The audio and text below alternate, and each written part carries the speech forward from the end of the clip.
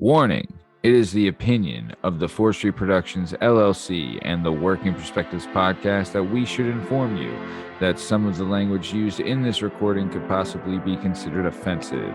You have been warned, so if you decide to listen to the recording, then don't complain about the language.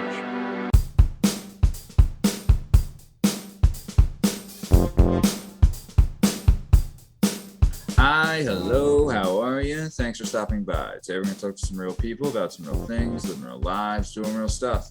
This is the Working Prospectus podcast. I'm Matt Lavelle, accompanied today by jdub, Justin Richardson, Heartstopper, Jana Hehlo, Captain Jerkbeard, Tom Lavelle, and our guest today is the one and the only Eric Tangradi. You can find all our stuff and all our content and all podcast platforms and YouTube at Working Prospectus Podcast. You can find us on Instagram at Working Prospectus Podcast. And you can join us on the Twitter and the TikTok at Working P Pod. If you'd like to be a guest on the show, please email us at workingprospectus@gmail.com. And please like and subscribe so we can keep bringing you this sweet, sweet content. Speaking of sweet, sweet content, this is the Working Prospectus Podcast. Let's get this thing started. Let's go. It's our objective to be effective by voicing societies, working perspective, exploring your day and how you get paid, launching a new episode every Tuesday. Your day can transform while we inform with new episodes available on every platform. So check out our vibe and how we get live, then do us a solid. Share and subscribe. Would you share it? Would you share it? Would you share it? Working perspectives.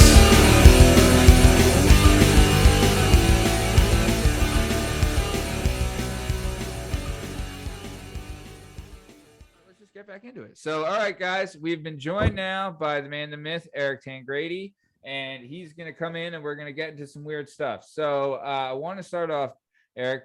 First, I want to say thanks for joining us and coming on the show. And I'd just like to ask, what movie do you think's better, The Godfather Part 1 or The Godfather Part 2? Wow. Jumping right into it. First Yeah. off, thanks for having me. Hey, no problem, I man. appreciate it. I think it's awesome what you guys are doing. Thank you. Honestly, this is a freezing cold take, but I have only really watched movies on buses during my career. So I only get spurts. I only get scenes. I'm not a big movie buff, but I think 2 is better than 1. That is the correct answer, my friend. The correct answer. Very nice. Awesome. And then, okay, what about Cheetos? Crunchy or puff? Neither. Cheetos are trash. Wow. Whoa. Really hot take there. Whoa. You eat no artificial cheese products? No, I grew up on every letter, whatever, GMO, gluten, I see. Yeah. sugar, aspartame. I grew up on all of those artificial Supersize. Yeah. Aren't you like 6'3", right? Pretty good shape, you know? I don't know. Just saying. Yeah, Right? it was previously. I'm 6'4". My playing weight was 225 pounds. I just hit 250, which is very much rock bottom for me. Jesus. I mean, you know, there's worse things, pal. Trust. Sure. Wow, we gotta go. 250. Oh my God. This show has a weight limit. Okay, nice. And then wings. Do you prefer the drumsticks or the flat? Flats. Yeah, Yes. flats for me. Guys No. blowing it. Now we're on board. Wow. I mean, All we're the right. Working Perspective podcast. Nothing. You have to work a little harder for the flats, right? Wow. You gotta want it. Wow, good Yeah, spin. you know? Good spin. Wow. Well, when you put it like that, drumsticks are still, I don't know. He was trained to do interviews. Yeah, how about it? Not his first day. So, okay, so let's keep it moving then. So, Eric, you grew up, you're born in Roxborough, correct? Correct. All right, born there, grew up there. You did Catholic school, right? Is that right? Yes, that's So correct. did you like when you were coming up though? I know hockey eventually later, but what was like the sports scene when you were growing up? Were there other sports you were doing, or was it always just hockey? Yeah, and sometimes I talk and way too long about a simple question, but for me, I played everything. Right, my dad had me in pretty much whatever season sport it was. I mean, I Right. played baseball, basketball, hockey. I was not today it's sad to see some of these kids at 13 and 14 who play ice hockey 12 months a year. And I think that's a total disservice to, you look at some of the greatest athletes, they were athletes. They weren't just one trick ponies. They played sports in every season. And I think that was partially a reason why I had success. So I played everything: lacrosse, basketball, baseball, hockey. I did it all. Yeah. What I would say, I would agree with you 100%. So like, for example, look at Patrick Mahomes, right? Like he was a baseball guy and look how much that affected his throwing style and everything like that, right? Like had he not played baseball, is he the same type of quarterback he is today? I 100% agree with when you say Tyler Murray. Same thing too. Yeah. Russell Wilson. Yeah. Look at that. And then would you say, so if you could go back, right, and do it over, like, cause I know me and Tom have talked about this because we did wrestling and like cutting weight and all that shit, just the worst, right? And the workouts and all that. If I could go back and like focus on one sport, I'd probably pick golf just because, like, come on, it's golf, right? There's a lot of money in it, if you get pretty good and like, it's not super strenuous. But if you could go back and pick, would you still pick hockey or is there another sport that you love? No, I would probably pick hockey. I mean, not to get too deep, but like my love of the game of hockey probably ended like midway through playing pro. Like, believe it or not, I played at the highest level in the world and it made me stop loving the game because once you get the politics and the business involved, but no, I still like wake up and play in men's league hockey games. Like I still love putting my gear on. I do truly like love the game of hockey. And it's funny you say that. My wife, when I retired, she's like, "What's going on with you?" And I'm like, "I'm kind of going through a breakup. Like hockey was my first love. You were not my first love. Like hockey was. So like I actually need some time to mourn." It sounds pathetic, but it's like all I've done my entire life was eat, sleep, and breathe hockey, and they're both very expensive, marriage and hockey. So I thought that was funny too. At least you get something from hockey. So true.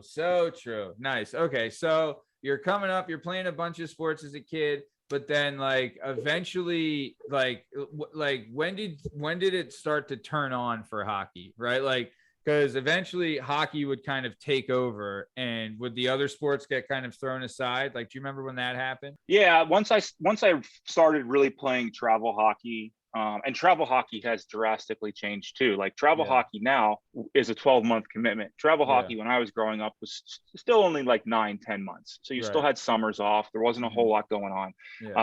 But once we had started getting into travel and practices, it was, I got a baseball game on a Tuesday night and a practice. I got to go to hockey. But the coolest thing for me was I went and did a year at prep school, and prep school model is every season, fall, spring, winter, you have to play a different sport. It's mandatory.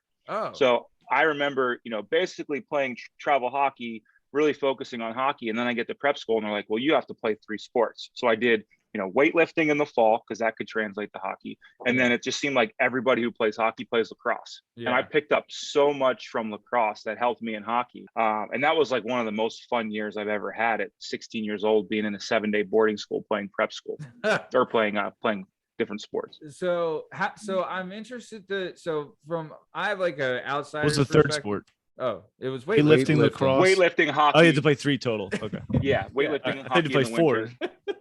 Oh, wait, hold on a second.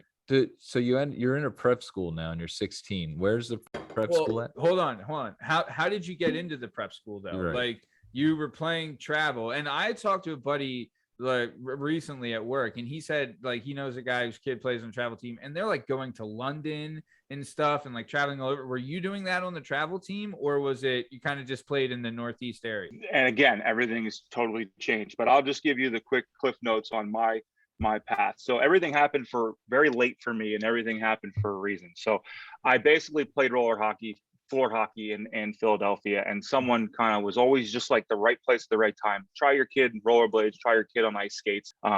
Played in like an in-house league, worked my way out to travel, single A, then made a double A team. And it was very much like that. Teams in Philadelphia, we would basically play 10 other teams in Philly, and we were the best team. Like we were not being challenged. And eventually I got on the team with a coach who said, if any of these kids have any chance of progressing and moving out of the city for scholarships, any hockey, they need to get out of the area, and we need to play some teams. We need to go to Toronto. We need to go to Ottawa. We need to go to Boston. Yeah. So he like really dedicated sending us up to those areas, and we got our teeth kicked in, but it was very eye-opening for us being like, sure, we're the best team in Philly, but that doesn't mean shit when you're playing these other teams. So that exposure started to open my eyes to like, maybe there's more than just being in Philadelphia and playing hockey. Like, to be totally honest with you, like the peak for me was to like go to like Newman College and play D3. Like that was like the NHL to me, because I just didn't know anything else. Like if I could have played for the Philadelphia Phantoms, like that was like the NHL to me. I don't know. I don't know why. It's just like how I was raised in this bubble. So all that exposure got me into a prep school. Wyoming Seminary in Kingston, PA. Wasn't a school to be a priest, just has a fancy traditional name. Okay. And for me, it was an independent prep school. It was all about exposure, and obviously price and financial aid played a huge role in me going there. Sure. And that's, I'm 16 years old and I'm just learning like, hey, maybe I have a shot to just get a scholarship. So that's kind of like to catch you up to speed of how I got to prep school. Was it just so happened that we were playing games out of the area, and I just felt like my best way to get a Division I scholarship was to go to prep school. And obviously after prep school, things just exploded, and we can go over that. Did you play, but there was no like school teams you played on before? It was always just travel, or was there like no, I also played, I went to Archbishop Carroll my freshman and sophomore year. Okay. We won a state championship for hockey as a freshman. Oh, wow. Okay. Yeah. So we came out to Pittsburgh and we won a state championship. We had a very good team, but same thing, like high school hockey. It's pretty much whoever has the most travel hockey players on their team is the best. It's not like very well organized or structured by any means. Yeah. Did you play at the Hershey Bears arena? You would eventually play there, right? Yeah, I eventually played there, but they didn't make it as cool as they do now, where they have these neutral sites for state championships, where they go year in Philly, year in Pittsburgh, year at Hershey Park. Yeah, I feel like too, like, I mean, from what and this is again outsider's point of view, but when you're coming up playing the travel and all that stuff, it's got to be so expensive to be just to even play hockey right? Like I know obviously you were trying to help as best you could, but like, I mean, and I know your dad too, but that had to be crazy. Like the amount of just like time and investment that went into travel hockey, right? Insane. And when I look back, like my dad is like 100% of the reason why I had success. I mean, you look at a guy who, worked for the post office, got up at 4 a.m, worked from 5 a.m. till 1. Tried to close his eyes for 45 minutes. And then we're hopping in a car and driving in rush hour from Roxborough to Westchester for practice on a Tuesday. Then we do it again on a Thursday. Then we have high school hockey on Friday. Then we're in Boston Saturday and Sunday. We get back at 1 a.m. and he's up again for work on Monday morning. Like, talk about like blue collar, like a big heart, heart of gold. And he had every reason to just say, you know what, kid, like, financially, this is wearing us down. Like, I have 2 sisters. We're trying to get through college. Like, I'm so sorry, but like, we just can't. And at that point, I would have been like, I get it. I get it, Dad. Like, thanks for doing your best. Like, but yeah, that's like, when I look back at my career, like, my mom held the fort down when my dad was gone, but my dad made like the ultimate sacrifice for me to be successful. And he's not one of those dads who was like, my kid needs to play in the NHL. He knew just as much as me, which was nothing. It was just loved watching me play ice hockey, and wherever that got me was amazing. Yeah, that's incredible. And I'll tell you what, your dad, he is a great dude. Shout out, Mr. T. Steve T. Oh man, he's the best. So that must have been a tough decision though. Like, you're 16, you've been at high school for 2 years, and now you're going to transfer. How far away is Wyoming Seminary? It was only in Scranton, PA. So it was 2 hours. But no, I mean, I basically sat there as a junior in high school and just decided to give up everything. Like, I never went to prom. I have same. I don't have the high school bond that like you guys have. I never walked in a graduation. I basically just like picked up my life and just left. And fortunately, like, I was ready for that. I was very mature as a kid. It wasn't like intimidating. Of course, I got homesick, but it just felt like at that time, like, I plateaued in Philadelphia, and my dad was like very comfortable with like the financial aid part of things. And it was almost like my first time to be like, relax, Dad, just enjoy hockey. Like I'll take it from here, if that makes sense. Yeah, it kind of took a little burden off of him too. And sure. It seemed like, I know your sisters obviously, and it seemed like a very family supportive unit. You know what I mean? Like you're the youngest too, so everyone's like behind you, supporting you, which is great. But isn't there a thing where if you went to the prep school, doesn't that eliminate your college eligibility, or is that not the thing? So I think what you're thinking of, and that's what happened after prep school is, prep school is 100% like that's where you get scouted to go to college. And for me at that point, there's a lot of noise in sports, right? Mm-hmm. Parents talk a huge game about how great their kid is and where they're going. So we would constantly hear about player X and player Y who's I got a Division I scholarship, a verbal commitment, and I'm sitting here at 16 turning 17 with nothing presented to me. Obviously I wasn't like this phenom like Crosby. I still was raw and needed to work on my skating, but I just wasn't presented with like all of those opportunities that quote unquote everybody else had. And that's when I got drafted in the Ontario Hockey League, which is juniors in Canada. There's 3 leagues. There's one in Western Canada, Ontario, and one in Quebec, in Eastern Canada. And they're pretty much the best junior hockey leagues in the world. But most Canadian kids, their vision is to play there, get drafted. They already know their path to get there. Me, no idea, but I get drafted and I'm told, this is you're 6'4" at 17. We're going to turn you into a man. If you have any chance of like playing pro, this is where you need to be. But you're getting paid, so you lose your college eligibility. So it was this huge sacrifice that I had to make a really tough decision at 17. And turns out through the negotiations of my contract with them, my dad said, I want my kid to have school taken care of. Well, they said, Steve, if he doesn't play pro hockey, we will give him 4 years at Penn State. We will pay for him to go to Penn State for 4 years. So it's like, go play junior hockey. Focus on hockey. This is the best league in the world. And if it doesn't work out, we're going to send your kid to Penn State. That's honestly the best deal you could ever got. Really. Ever. And it was free gear, free housing. It was gone. That was it. I left. Did you, and you're a young kid, like 16, 17, you're the only boy in your family. You have 2 sisters, mom and dad. You're aware of like the financial hardships that this has taken. Was there any pressure on you? Like, I know you're in it for the love of the game too at this point, and like, obviously you're seeing some success and that's very motivating, but was there ever any motivation of like, I want to get this money back. I want to be, I want to be able to financially stable and help my family if they need it, or like accomplish this because of all my family has done for me. Was that ever going through your mind at this stage? I think that was like the greatest attribute of my dad. Like knowing more about my dad as an adult, like we always joke, like he's overly fiscally responsible, like borderline cheap. But he had never at no point during my life did he ever make me feel like money was like a problem. And I never had to live or feel that burden at all. And I think that's like one of the main things I respected the most about him is, very easily could have had that pressure of like, the Tangradi name, this is you, like you need to, but it was just bury his head, do his job, work.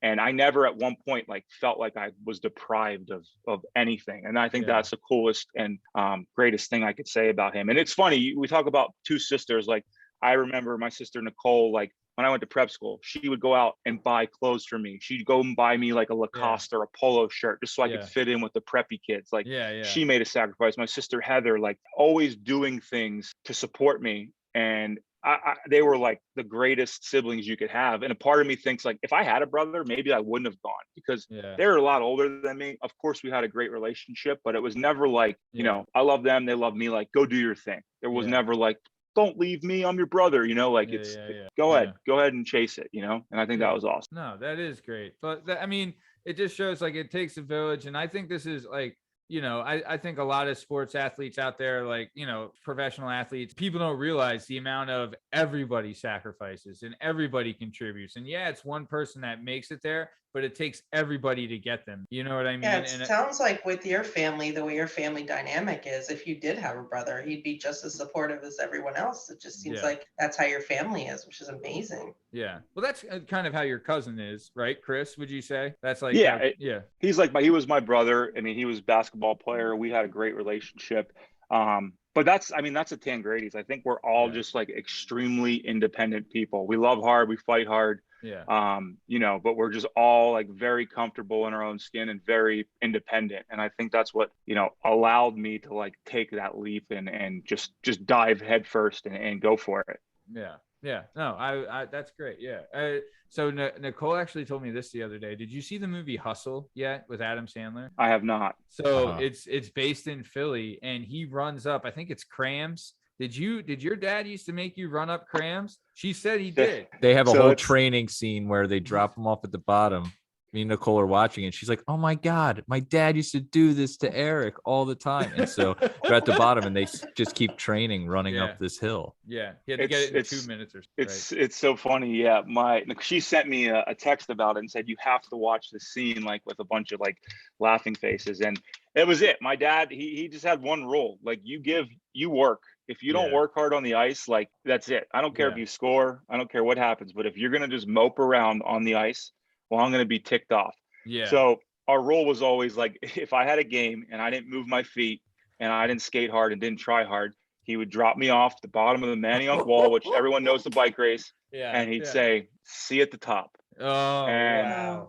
We would. So I remember playing games on a Sunday, exhausted, didn't get the feet going, wouldn't have a conversation at the car, and I knew exactly where we were headed. Yeah. Park the car, drop me off, see you at the top, kid. Yeah. Go all the way to the top, and I'd run that thing, and I've done it plenty of times, but it really, like, I mean, in today's society, people will be like, "Oh, that's abuse." These kids have never faced any adversity, and that's why, you know, we've kind of gone soft as a society.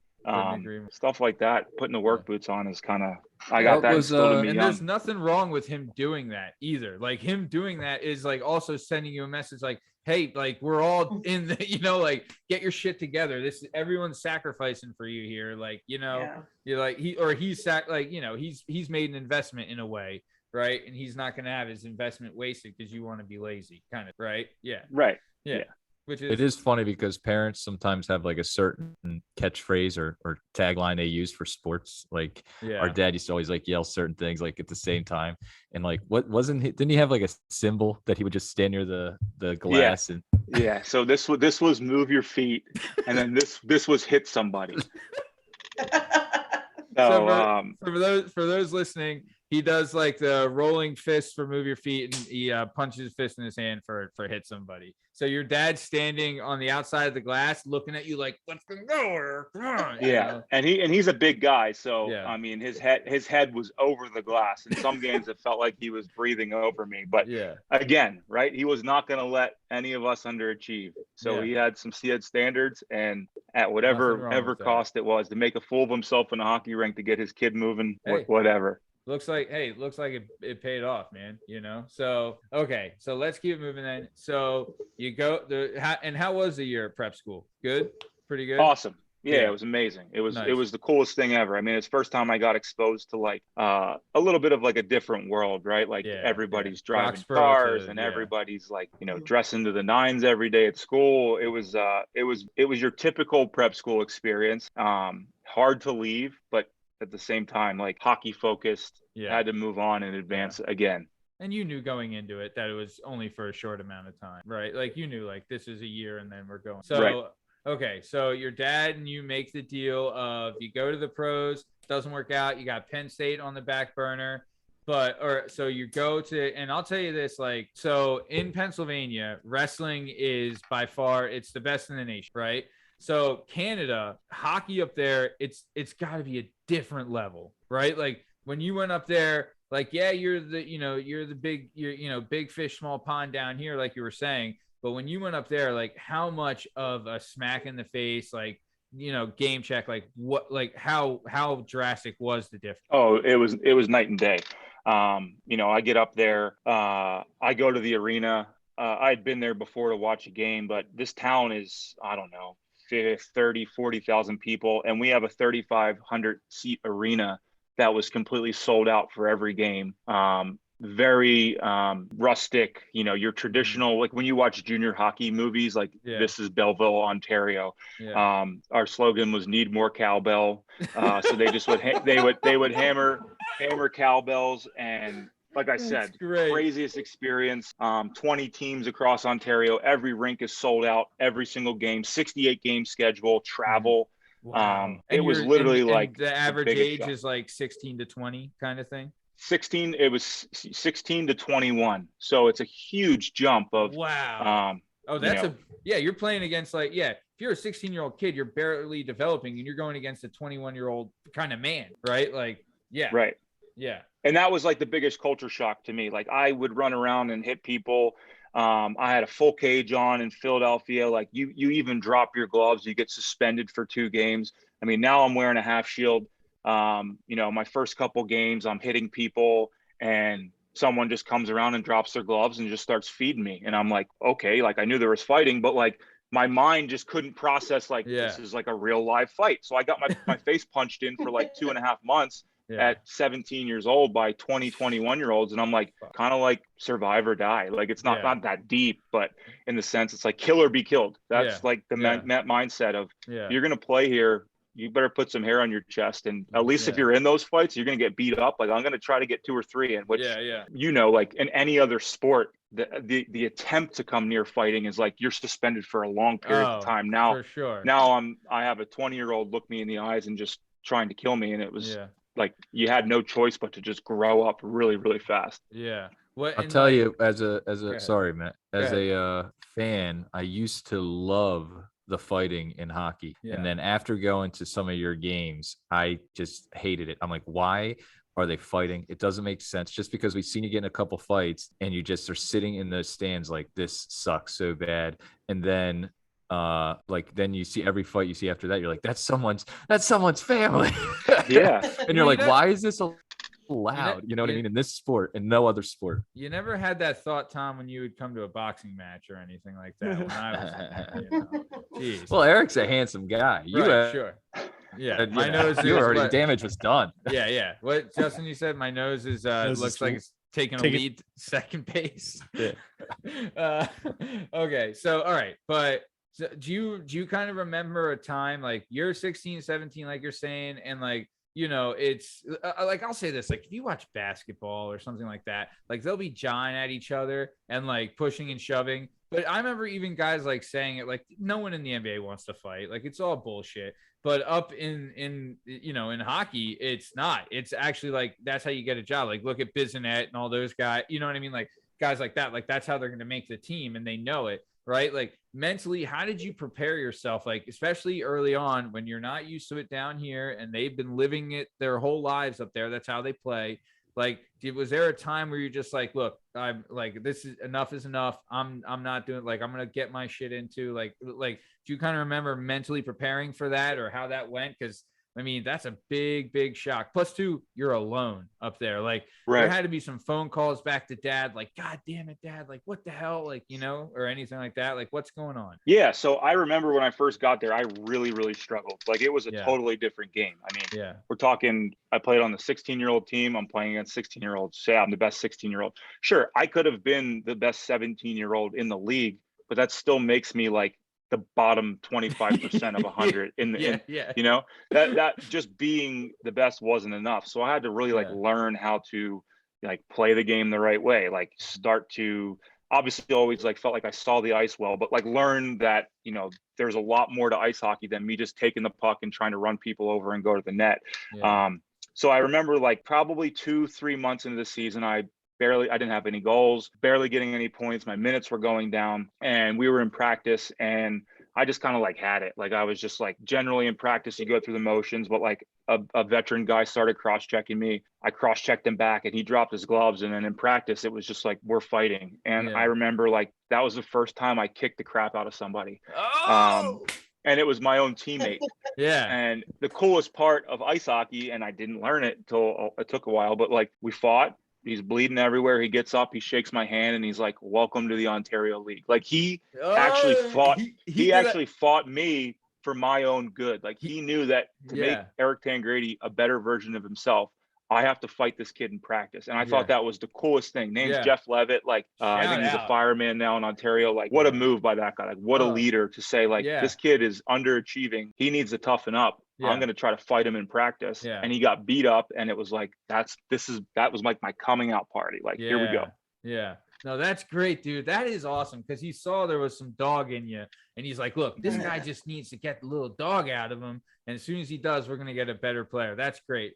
Tom, what'd you have to say? Do you remember like the first time that you dropped the gloves in a game that you went, said, all right, I'm fighting this dude? Yeah. Well, it's funny you say that. The next game after I had that fight with that teammate, it was like, it's almost like you get your first street fight. You get in your first street fight, you get hit a couple times, you don't feel it, and you're like, kind of addicted to this. Yeah.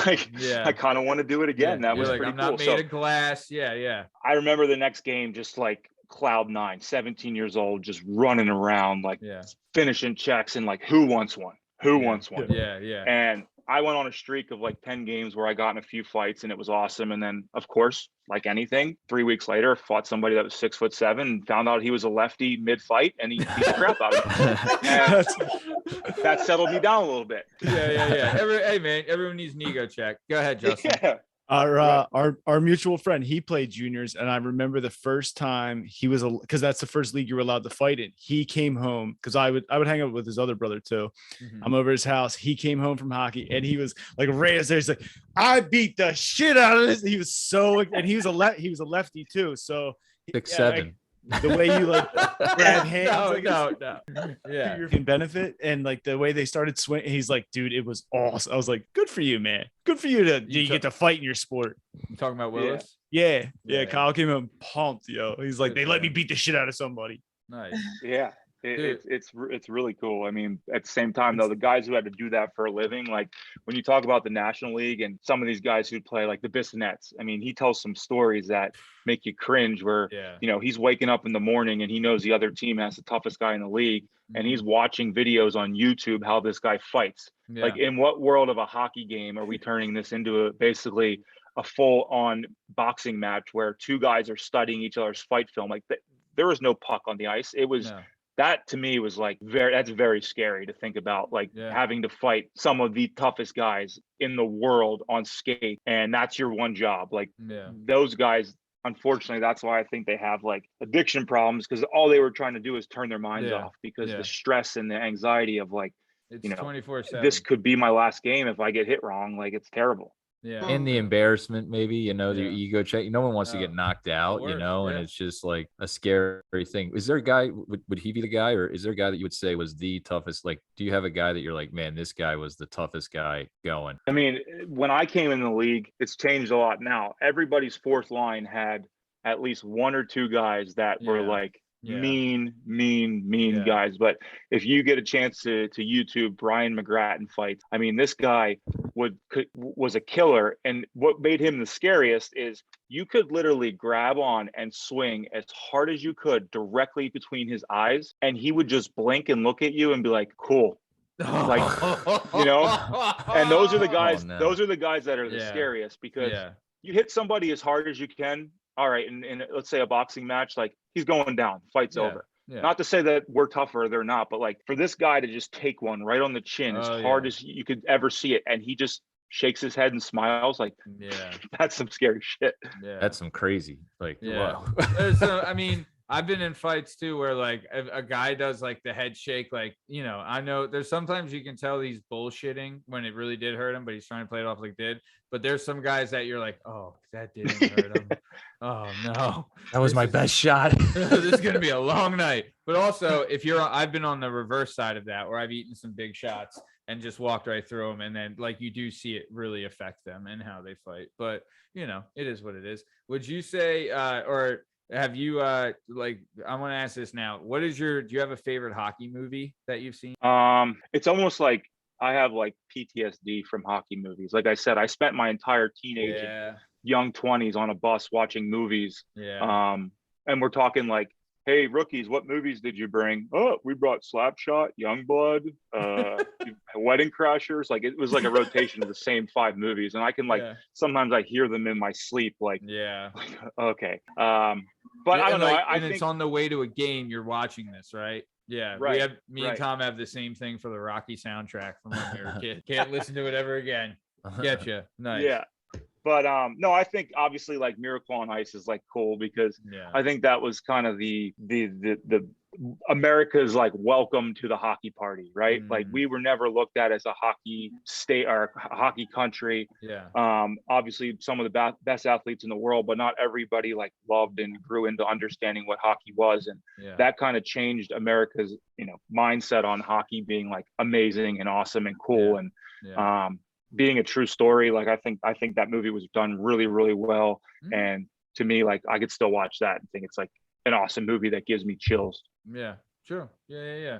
Have you seen there's a documentary on Netflix called Crimes and Penalties? It's about the Danbury Trashers. That was awesome. Oh, I mean, so good. Awesome, but at like the same time, right? Like basically leveraging mob money and using tough guys to just kill each other on the ice and disregard the sport of hockey. Yeah.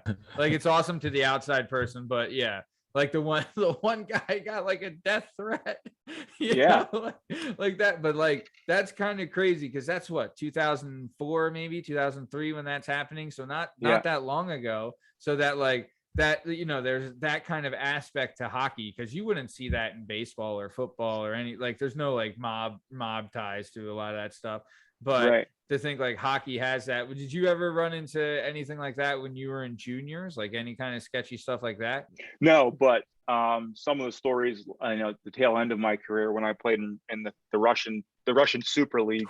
So I was just gonna ask. I was like, did you play in the Russian junior league? Did you do it again? Everything they say about Russia is correct. It's like the wild, wild west of hockey. That league is so corrupt and so messed up. It's basically a billionaire's fantasy football league. They all have billions of dollars, and all the employees that they pay 10 cents an hour, they give them season tickets to the games just for like their quality of life. Like we would come into these cities and there was so much pollution, you couldn't see the sun. Like it'd be 3:00 in the afternoon and it was dark because of how polluted the city was. Like we were wearing N95 masks to games because of pollution. Like this is before COVID. Like I remember having 3 boxes of masks because of how much pollution there was over in Russia. But like these games you would go, our team was out of Kazakhstan, and it's funny, Borat, if he ever showed up in that country, would be murdered. Like I'm not even joking. Like if you mention that, the first thing they said to me when I got there was like, if anybody asks you about the movie Borat, say next question because it's like bad here. Like it's funny to think about it, but like they scare you in the sense of they hate him so much of how he portrayed their country. But we would go play a game in Russia, and I remember we scored a goal with 1 minute left, and the other team challenged it for goalie interference. We look up at the Jumbotron, and nobody's within a foot of the goalie, and they disallowed the goal and said goalie interference. The ref came over to our coach and just said, "It's KHL, it's KHL." And then the game was still tied. Like, oh my God, full on like fixing games. There's stories of teammates in the playoffs saying the other team paid the refs $15,000. Do you guys want to match it so the game will be fair? And the players were like, yeah, like go ahead, and to the owner, like, yeah, go ahead and match it. He's like, no, I'm not matching it. Like you players need to match it. And they're like, what do we do? So sure enough, they matched it. The refs got $30,000, and there was 2 penalties called in the game, one on the home team, one on the away team. Like, wow, very, very corrupt. How do you get a job reffing in Kazakhstan? How about it? Jeez. Wow. Did you ever do or see the Russian gas that they talk about? Oh yeah. I mean, I never did it. I was terrified when I got there. There were all kinds of things. Like we had mouthwash cups full of like 10 pills, and they're like, you take. I'm like, well, what is it? No, you feel good. I'm like, I'm not taking this. Yeah. And then other guys that have been there for a couple of years, like, no, man, like take it. Like it was basically like ephedrine and like B12, like 20 times the amount of like B12, caffeine. Like these guys, hearts are about to implode after games. Because of this stuff. And one more story about there. We had a game. We played in Shenzhen, China, and it was a 22-hour flight, not 22 hours away, 22-hour flight. So we had a layover in Mongolia, which beautiful airport in Mongolia. It looks like just landing in a farm. So the trainer goes around with these little bags rolled up, like just picture like a bunch of pills rolled up in a saran wrap, clearly look like probably a really bad narcotic. Yeah. And he's got 10 of these pills, and he's like, relax kit. You take relax kit. I'm like, guys, what is in a relax kit? They're like, it's melatonin. It's something to lower your blood pressure. It's Ambien, like 2 other pills that are prescribed. So I'm playing in a card game with this Swedish guy who took the relax kit, and it's his turn to call how many tricks that he gets. And all of a sudden you just see like his eyes go in the back of his head like he's dead, and he just falls asleep on the spot. We're mid card game, and he's like, I'm gonna call, hold back, and passes out. I was like, not taking that, not taking the happy energy pills, not doing Russian gas. Guys are doing IVs before games by a trainer who's probably qualified to be I don't even know. Yeah. He's a horse doctor, I think. Yeah. Did you have any like guinea pigs on the team that you were like, all right, Joe, you take it. We'll see how it works with you. And then we'll decide if we take it. Like, yeah, you drink the water. Yeah. Well, we had 5 North American guys on our team, which made the experience like a lot cooler. So we always would speak through a translator, but all the local Russian and Kazakh players would take everything and do everything. And when I tell you, these guys were the strongest, fastest, most in shape hockey players you had ever seen in your life. They just had no toolbox. Like they would just literally skate around like their pants were on fire and like not know how to pass the puck. Not know how to play, but man, were they fast and man, were they strong. So it was like that game did not suit me at all. I left after like 6 months, but it was very, very, I mean, sorry to go on, but that was my story of like what can compare to playing under like a mob boss. Well, no, but like, like I've heard too, like Biznet tells a story about one of the goalies, because they would pay in cash, that he had to cut open his pads, hid the cash in his goalie pads, and then to come back to the US because like he was scared like something would happen to it. Were they like on when they paid you? Was it like, did you get like was it cash? Like what the hell was it? What's going on? So fortunately it was starting to get better. We would get direct deposit once a month, but we had multiple times where payment was late. And it just so happened that payment was late in the middle of a 5-game losing streak. And you know, we're basically, you get paid on September 1st, and now we're looking at November 15th, and we're, you know, essentially already behind. We're into December, and then they just say, don't worry, like it's coming. And like, how are we supposed to trust these people? Because when you go over there, you're not going over there to like advance your career and try to play in the NHL. You're going over there for one reason: to make a ton of money. You can make way more money as a minor leaguer to play over there. And when money starts coming in late, it definitely changes your perspective on like how you play the game and how you like feel when you're there. Yeah, man. Were you tight with the other North American guys? Like you guys had to be like, hey, we're surviving together, kind of, right? Absolutely. Like we were like always would have lunch, dinner together. We'd always try to make sure like whenever we were going out in town, like we stuck together. I mean, for the most part, I did feel like safe. A little bit different this time around. Like I had teammates that were playing over there during that Ukrainian, Russian, well, I mean, it's still happening, but they basically were being paid in rubles, and they wake up one morning and their money's worth 5% of what it was the day before. I had a guy, they told them like basically the media over there made that war seem like it was just like training. They had no idea. Their phones were tampered. They couldn't access Google. I had a teammate in the middle of the playoffs just hop on a plane and go to Dubai just so he could get out, because he didn't really start to understand the severity of it when he tried to book a flight out of there and realized I can't fly anywhere. There's a no-fly zone. They literally, you could not leave Russia. The only places you could go were like more corrupt places. Like you could fly Kazakhstan, you could fly to Dubai, pretty much like anywhere in the Middle East you could get to, and then you had to hope that you could get a flight from there back to Frankfurt, Germany, or somewhere in the States. Wow. That's terrifying. My God. Well, so speaking of like guys, but let's get back to, we'll finish up with juniors real quick.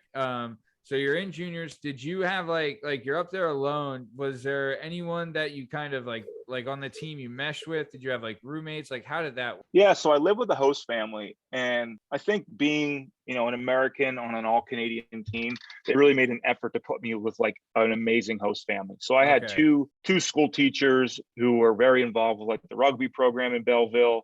and they were just like the most incredible people on the planet. And then I had a roommate. So the most interesting part was like, I had a roommate for 3-4 months. And then I wake up one day and he calls me and he's like, I got traded. And I'm like, 17 years old. What do you mean got traded? He's like, I got to pack and I got to go to Sault Ste. Marie. Okay. So you're a kid in high school playing in this league, and now you're packing up. You leave your high school and you go 12 hours away and you have to go to a new high school and play for a new team. And that was like, whoa, this is like kind of business side of it. This is real. So I went through like a couple different roommates because my job was safe, but other guys that live with me, like they got traded, they got shipped. One day they're on the team, the next day like they're gone. But I always had 2 guys older than me that got drafted. They were kind of like my role models. I wanted to get drafted. They were already drafted. And the cool thing with hockey is if you're drafted, you can still come back and play junior hockey. So to see like how they changed as pros, you would call it, like started to eat healthy, started to like take care of their bodies, those types of things. It was really cool to look up to. Sean Matthias, Matt Bolesky, Corey Tanaka. Those are guys that were like kind of like my idols in junior. Nice. And that like that kind of stuff, like the eating healthy and the working out, like that was kind of just the beginning of that when you were in there. Because when were you in juniors? Like 06, right? 06, 07? Yeah. 2006 to 2009. And I remember, me and PK Subban, he was like my best buddy in Belleville.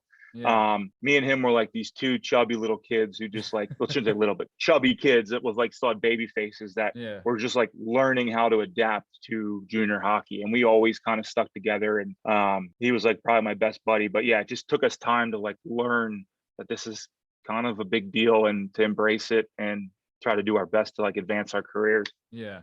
Nice. All right, cool. So you did 3 years there. And by the 3rd year, were you kind of like, you have transitioned to not the 17, you're the 20-year-old guy and you're the guy, handing out, meat sandwiches and all that kind of, you know what I mean? Like you're doing the thing, right? Yeah. So I was there at 17, still, had a really hard season, didn't have a lot of points. And then I go into the playoffs that year. And at 17, that's your draft year, right? When you turn 18 years old, you're eligible for the NHL draft. And I remember going into the playoffs, just like changing my mindset. Like, you know what? Stop like putting stress on yourself. Just go out and play.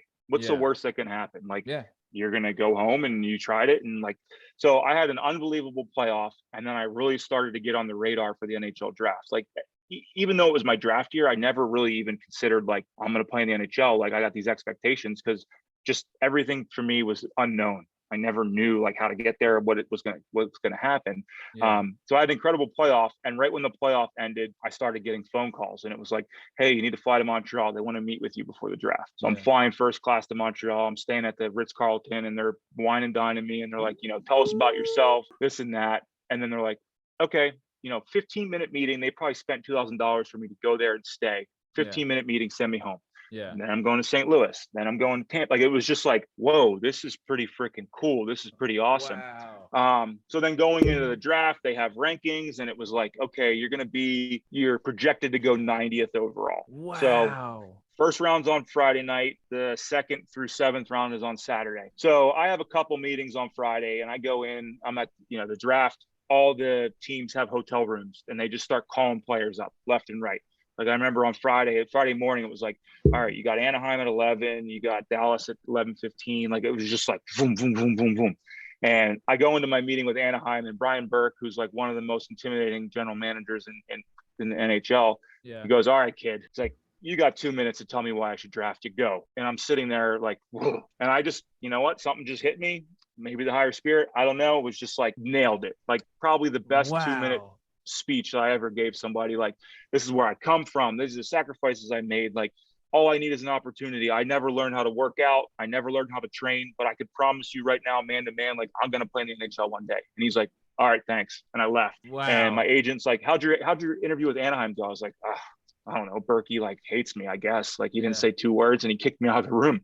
So the next day, or that same day is the first round, and Anaheim starts making all these weird trades. They trade from their 14th pick to their 17th pick, but in return, they get an extra 2nd round pick at 42. So they take a really long time with their 1st round pick. They pick some kid from Halifax. And then the next morning we wake up and I'm just sitting there like, all right, second round, like I'm going to probably go in the third or fourth, maybe the fifth, which is still incredible. Yeah. Anaheim's on the clock at 42 and they're like, with 42nd pick, Anaheim selects Eric Tangradi. I'm like, whoa, like do my tie up, start like my mom, like everyone's like not prepared because we had this whole thing where you're going in the third or fourth round. Or I get down there, I shake Brian Burke's hand. He's like, I made that trade yesterday and I was 10 seconds away from taking you in the first round, but we're happy we got you in the second. It was like, whoa.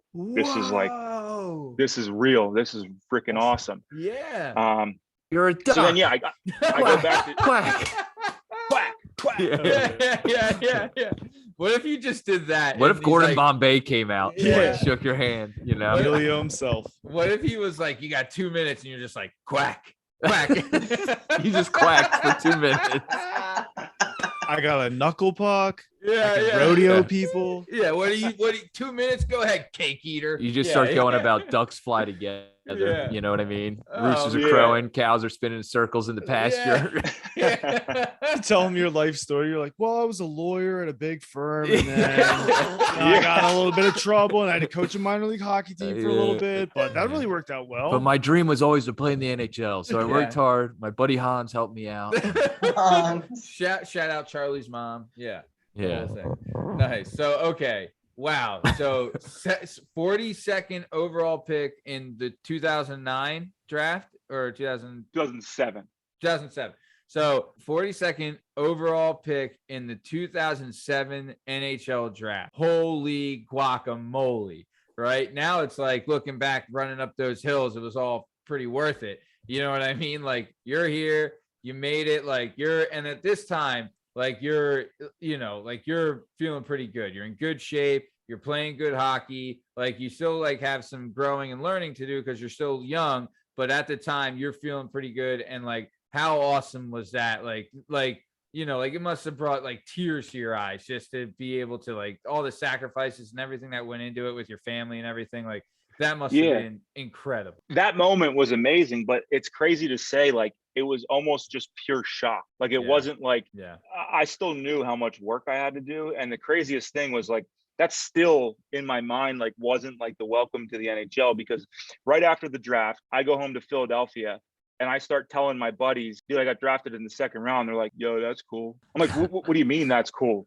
Like I was better off being like a 10th rounder to the Phillies than I was being a second rounder in the National Hockey League to the Anaheim Ducks. Like there wasn't like this big reception when I got home. Like at that point, Philadelphia is still not a hockey city when it comes to like the youth. They love the Flyers, but 9 out of 10 Flyers fans couldn't tell you like where those guys played before they put a Flyers jersey on. And not to discredit the city of Philadelphia, they're just a very, blue collar, direct, like if you're wearing a jersey, you win. And if not, we don't care.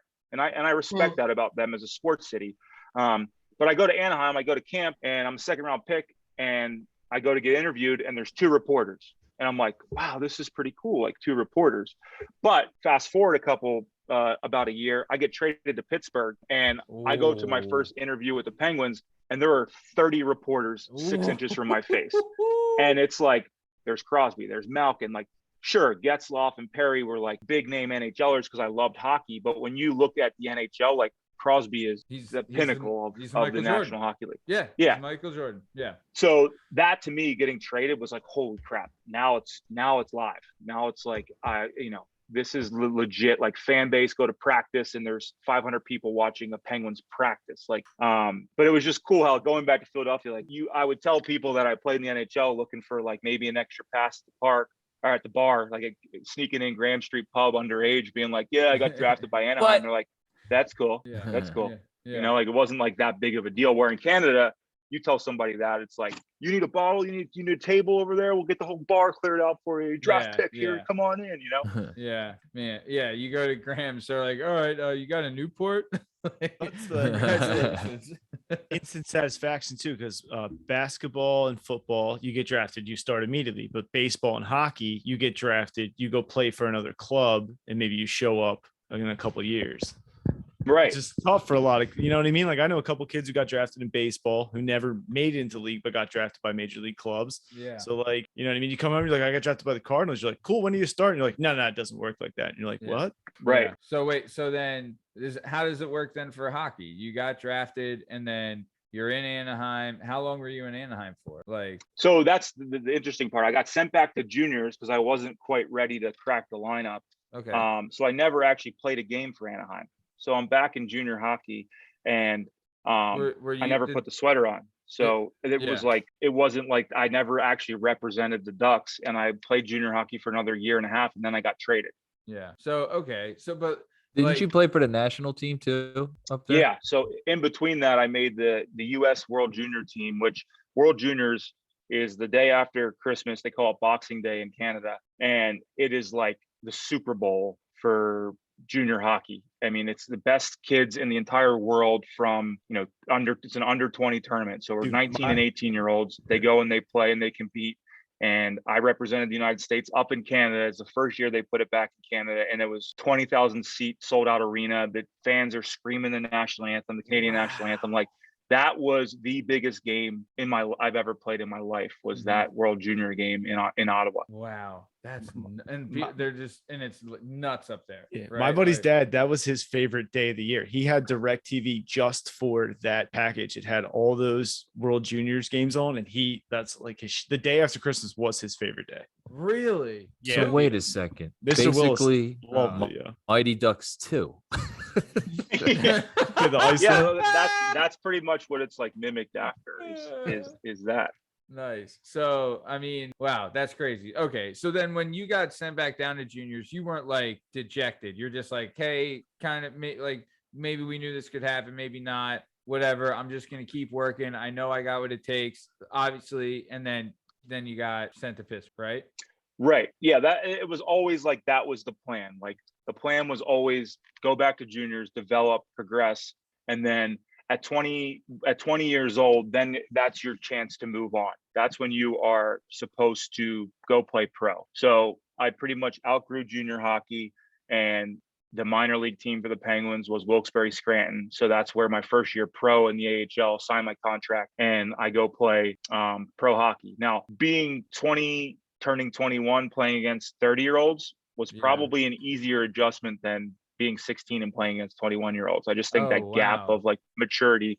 So I was not intimidated at all going into pro. Like, I was very comfortable in like, my game's going to translate here. Obviously, I struggled early on in my career in the minors. I kind of had some roommates that, not that they were bad people, but like sometimes you get caught with people in the minors who are just happy to be there, and they want to have fun. They want to play their games. They want to drink. Getting to the next level is not quite like on their mind. So that was an adjustment for me of like, every chance I get a breath, it's not go out and have a drink. It's like pick a time and a place to be an adult and focus on your career. So I had to learn how to be a pro because, prep school, I'm in a dorm. People are looking over me. I'm fed. Junior hockey, I got a family who's feeding me dinner every night and taking me places. But then pro hockey, it's like, okay, kid, like you're now an adult. You got to feed yourself. You got to prepare by yourself. Our job is to teach you ice hockey. You come to the rink, we're going to show you video on the opposing team, and you got to execute, and you got to do it for 82 games. So that was difficult. But yeah, the junior into pro there were no like surprises. I knew I was going to do a year in the minors, but I also felt like I'm ready, and I was very anxious at times and frustrated. Like I'm one of the best players in the American League, and I just can't get an opportunity in the NHL, and that was frustrating. Right. Wow. Yeah. So okay, so you're in Pittsburgh. You're learning to be a pro. Pretty good time to be playing in Pittsburgh, right? Like you came in at the right time. You know what I mean? Things were going pretty good. Would you say is Crosby the best player you've ever played with? Would you say? Ever. What's most impressive, and I tell people this every time, the most impressive thing about Crosby is everything you see him do on the ice is not a fluke. When he scores some of these tips and some of these redirection goals and, forehand, backhand, like, it's not just because he woke up and God said you're blessed. It's because in practice, he is the best player on the ice. He's the best player on the ice from the first day of training camp to the last day of the year, practice and games included. He goes out 30 minutes early. He works on his own game for 30 minutes. Then he dominates practice. Like he'll lift your stick, check you into the boards. Like it's game on. Every practice, it's game on. And some guys are just built different. Yeah. Like everything that he does in a hockey game, he's practiced. So it's not like he's just, he's just so much more talented. Like, no, he's earned that. He has literally earned the right to be the best player in the world. And that was what was the most impressive thing about him. It wasn't his games. It was his practices. He went and like that just had to, and that's why the team grew. Like he raises the level of a team just with his intensity in the training and everything like that. And he just, wow. So he is like because like what you're saying is you get like a rebound or whatever. Some people can say that's luck, right place, right time. But he knows that that's coming because he's seen it a million times and knows like, okay, I have to be in this position for this thing because this might happen here. Wow. That's it. Also, like he's chess, not checkers. You know what I mean? He's right. Way Like ahead he of would the go game. out. He would go out before practice and the goalies would always go on early and work with the goalie coach. And Sid would always say, I want to shoot. And they're like, why do you want to shoot? He would shoot. And then he'd go ask the goalie, like, hey, when this shot comes in at your far pad, like, where are you trying to redirect this rebound to? Wow. And the guy would say like, oh, our points are like, we're trying to kick it to this part of the dot. And so then who do you see the next game go directly to that dot when his defenseman's shooting the puck? It's Crosby. So It's not a coincidence every rebound ends up on his stick. It's not a coincidence that he can like read the play and adapt. Like he watches film, he asks goalies questions, he asks defensemen's questions. Like, wow. Yeah, that's how smart. do you learn the game? For the you're the best rebounding? offensive player, you're the best forward in the game. How do you get better? Well, let me ask questions to the goalies and the defensemen. Because if I can learn what they're thinking, then forget about it. Yeah, that's genius, though. I mean, there's a reason why, that he is genius. That is impressive. You know what I mean? Because he does. I mean, especially in Philadelphia, he gets a bad rap. You know what I mean? Like, come on, we've always shit on him. Go ahead, Tom. So playing sports and everything like that and dealing with, I had a question. Do you have a theory, or do you see one that like maybe these great players have had as far as how they deal with a referee? Like a lot of times there'll be a penalty or something that comes up that you don't agree with a call or whatever.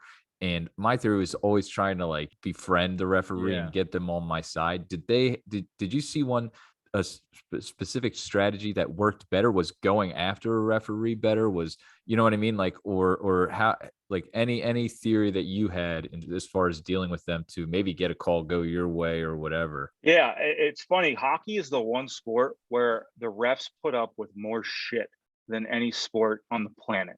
Wow. Right? Like you see a baseball guy complain about a call or strike, he gets thrown out. You watch the NBA finals and like Draymond looks at the guy wrong and he's got a technical, he's teed up. Like hockey, these guys will like literally look at the official and scream the nastiest three things to him. And then the next shift be like, hey man, I'm sorry. And he's like, don't worry about it. It's all good. Like, I just think it's like that, the hockey mentality culture, it's just like, it's different. I mean, to answer your question, like Sid, the reason why people hate Sid in Philly is because early in his career, he would flop a little bit and then you'd see him complaining visibly to the officiating. But the officials like have this internal respect for him that he's the best player in the world. Like he's earned the right to get every call. I've found, I agree to your point. Like if you try to treat these guys with respect, they will respect you back. But I also think in moments in the game, if you just keep taking bad calls and shit from them, they really won't hold themselves accountable. And that's the biggest difference in sports. It's almost like the squeaky wheel gets the oil, right? Like if you bitch at the ref if he makes 7 bad calls in your opinion and you're constantly yelling at him, he's going to be like, holy shit, like I'm just going to I got to put these guys in the power play. Like maybe I'm doing something wrong. Where in every other sport, you look at them wrong, you're out. So you always see hockey coaches complaining. You always see the players complaining. Very rarely can you ever remember a guy getting a 10-minute misconduct unless he like visibly like pushes or like tries to like punch through an official in a game. So it's almost like very, very different in the sense of if you get respect and you complain enough, you're going to get a call. Yeah. So basically abuse the referee, but then say, hey, look, man, I didn't mean it. Well, they're like Canadian mostly. Right. So it's like, you can be me and they're like, it's okay. But, it's all good. Sorry. So there's a lot of lingo in the hockey game, right? Like everyone has like an E at the end of their name. You know what I mean? Like, Berkey or, Georgie or whatever the hell it is. Or no. Right? Yeah. But like what is and Muppet and like all this stuff, like do you still throw around the lingo? You know what I mean? Or any like honestly, like I feel like the hockey guys are like always so tight. You know what I mean? Like the hockey teams seem like they all love each other. You know what I mean? Like they're all just like so close, like is that kind of part of the culture, I guess? Or what do you think? Yeah, I mean, I think it's truly one of the only games where like the team is bigger than everything else. Like Crosby doesn't get 100 points if he doesn't have Malkin, if he doesn't have Letang, but LeBron can give you 40 and 10 every single night. Yeah. Even if Russ can't make a shot, you know, it's not in baseball. You know, you can have a 50 home run season and still finish in last place. I mean, there's not these individual moments in a hockey game where like you can certainly say that Ovechkin takes over a game, but he's got two players making a fabulous pass to make him wide open to score a goal. Yeah. So I think it's this like mentality where you just built with these band of brothers where, you know, I don't know if you watched the final game of the Colorado Tampa series, but 2 minutes left in the game, like guys were putting their faces in front of pucks, not the guys that are making like 4 or 5 million, but the guy that's on league minimum playing with a broken leg, trying to block another shot. Like there's just this band of brother respect where any teammate that I've ever had, like if I see him and like, I'm going to go up to him and hug him and like ask him how he's doing. It's just, I think it's the sport, the grind, the sacrifice that just has this ultimate respect. And to answer your question about the lingo, I had a little bit of a time when I transitioned into like the corporate world where, you know, I'm talking like a little bit like too nonchalant and like, like, you know, yeah, bro, like, yeah, for sure. Like, you know, like, I'm like, you got to kind of cut it out. You can't be saying that to your executives. But I've been in so many places. Like I'm born in Philly. I now live in Pittsburgh. I played in Canada. Like, I feel like been to Russia. Whatever the room is, I'm like a chameleon. I'll get on the phone with one of my best buddies from Havertown and I'll just be like, yo, like just go into like this full like Philly thing. And then I'll talk to my Canadian buddies like how's it going, eh? Like how's the family? How's it going? Everything good? So I just feel like I've adapted to the room. What would you say is the out of all the places? Because you were in like didn't you play in Winnipeg too, right? Like Winnipeg, you've been in some places. Everywhere.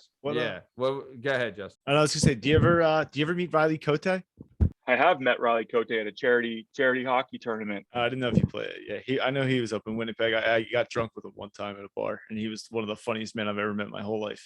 Yeah, I mean, he's that's another thing that, I mean, I'm biased, I'm a hockey player, but I feel like we're just like very genuine and authentic. No one's going to try to put on an act to be something that they're not. Like you see Riley Cote in a locker room, he's going to treat the person he meets at the bar for a beer the exact same way as he's going to treat his teammate, you know? Yeah. Like all those, like, you know, there's kids who like there's a certain personality type. I grew up with one of my best friends is a hockey player, and like the hockey player is a type, like wrestlers are a type, baseball players are a type, like, and the hockey players they're cool. They're real chill. And like, it's like the whole fight. Like my buddy's like, you want to go? And I'm like, do I want to fist fight you in the backyard right now? Like, if you want to, I guess we could go. Right. But like, and then you fist fight, and then you're just like, okay. You shake hands and you go back to playing NCAA football. Right.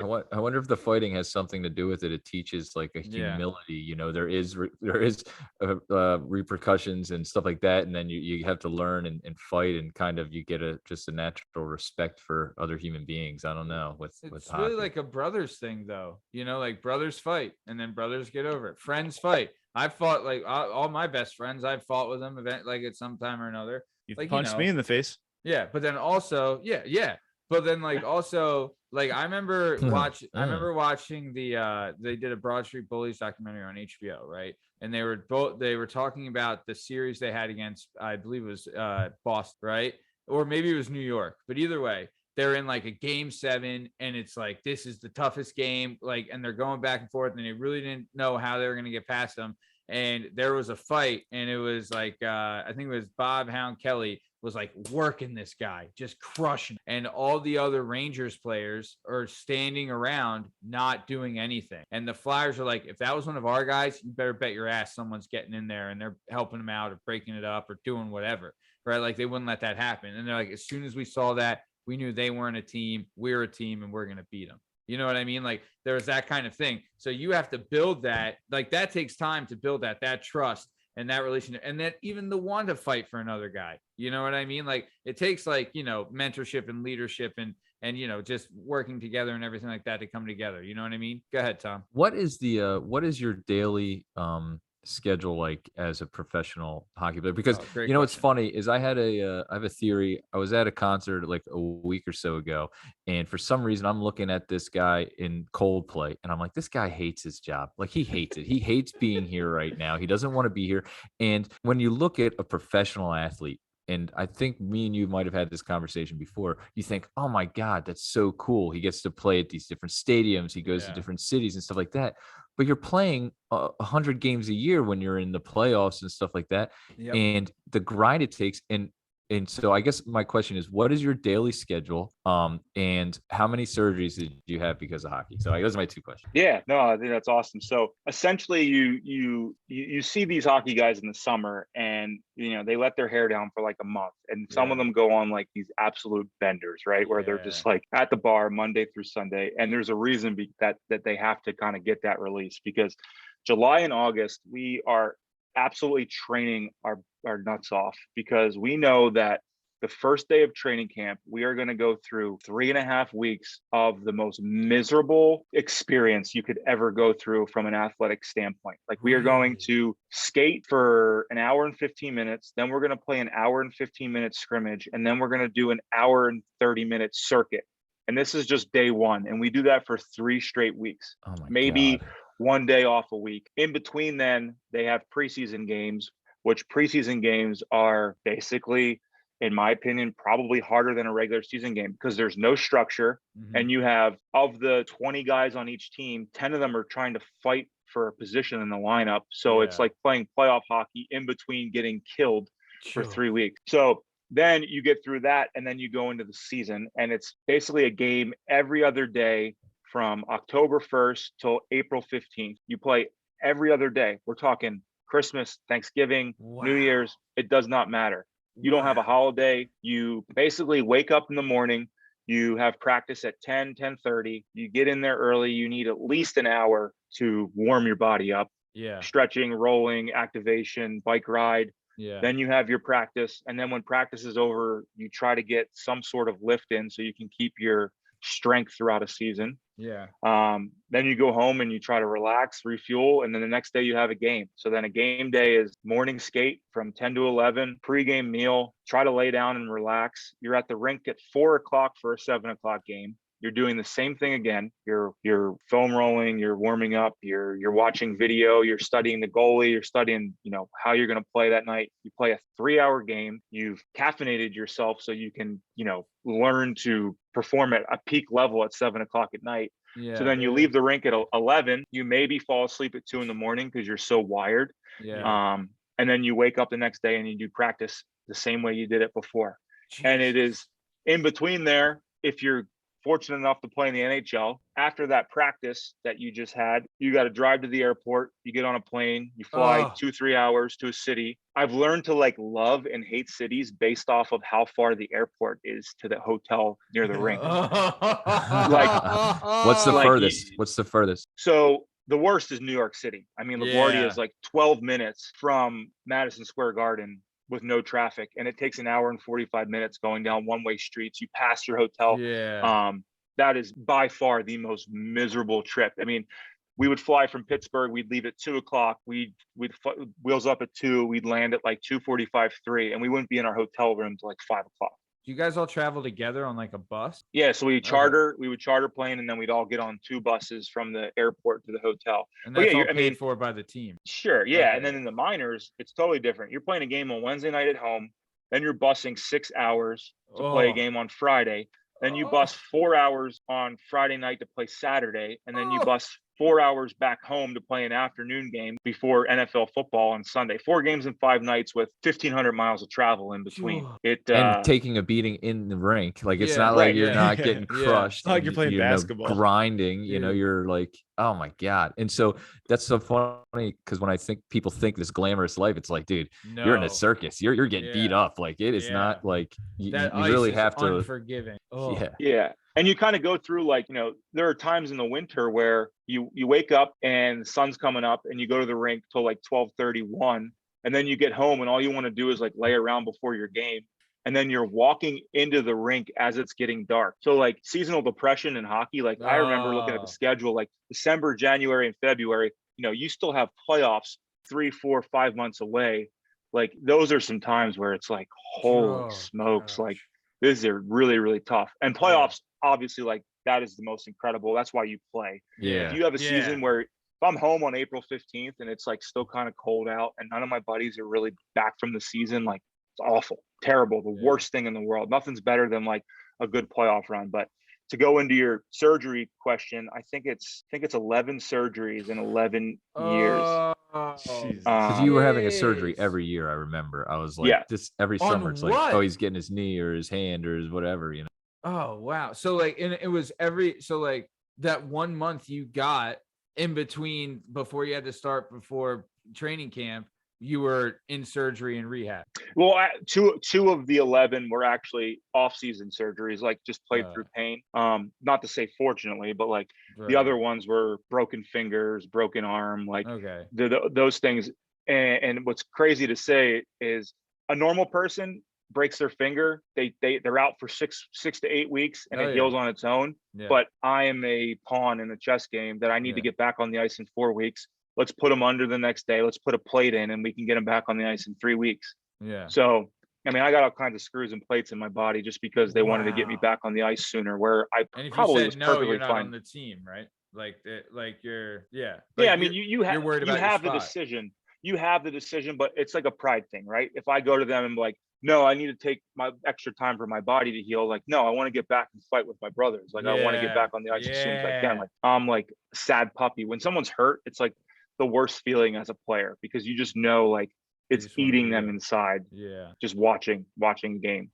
Man, so when you're going through like the seasonal depression, like you're saying, the reliance you have on your teammates and your brothers, like that's right? Like that's probably part of why you guys are so tight and why you stick together. You know what I mean? And like you're saying, imagine if like, LeBron had a broken finger, forget it. You know what I mean? Like they're not playing, they're not getting it. I mean, you think like, I'm generalizing that, but yeah, dude, you're trying, and also you're fighting for your livelihood out there. You know what I mean? And your dream and everything and all the stuff you work for and all the, like, I can imagine why you don't want to watch hockey movies anymore after 15-hour bus rides and all that shit and watching the same movie. Because it's not like you had a phone back then and YouTube, you know what I mean? It was the same 5 movies all the time. My God, that's tough. Yeah. And that's where like the fighting came into it. It's like you go through these stretches of December, January, where the season's just like, ugh. And you just have a hard time getting up for a game. And then you get a guy in your locker room being like, boys, first shift, I'm grabbing the toughest guy and I'm going to fight him. It's like, holy crap, that's amazing. Now I'm all juiced up for the game, right? Like stuff like that. Like everybody has a role on the team. And it's like those guys make the least amount of money, but they provide the biggest spark because you're in the midst of 5 games in 8 days with travel. And this guy looks at everybody in the room and it's like, I'm grabbing the toughest guy and we're going to get this game going. Like, holy crap, I'm getting chills right now. Like, I want to run through a wall. So with all that travel, did you have a scariest moment travel by any chance? Any like flight turbulence that was like, whoa, what's happening? Or a bus that like went off the road or anything like that was like, holy shit, we almost just died? Fortunately in North America, like we actually had somebody flying like a 2-seater plane get in our airspace while we were landing into I think it was JFK, and we went in, on our way to descend. We probably descended for like 2-3 minutes, and all of a sudden we just like straight up sideways, like, and on these charter planes, like the stewardess are like really relaxed. Like it's not like everyone comes and looks to see if your seatbelt's buckled. Like we're going to the bathroom when we're landing. Like there's no rules. Literally like 5 guys like flew out of their seats, flew down the aisle because the word was like a little 2-seater plane entered our airspace while we were landing.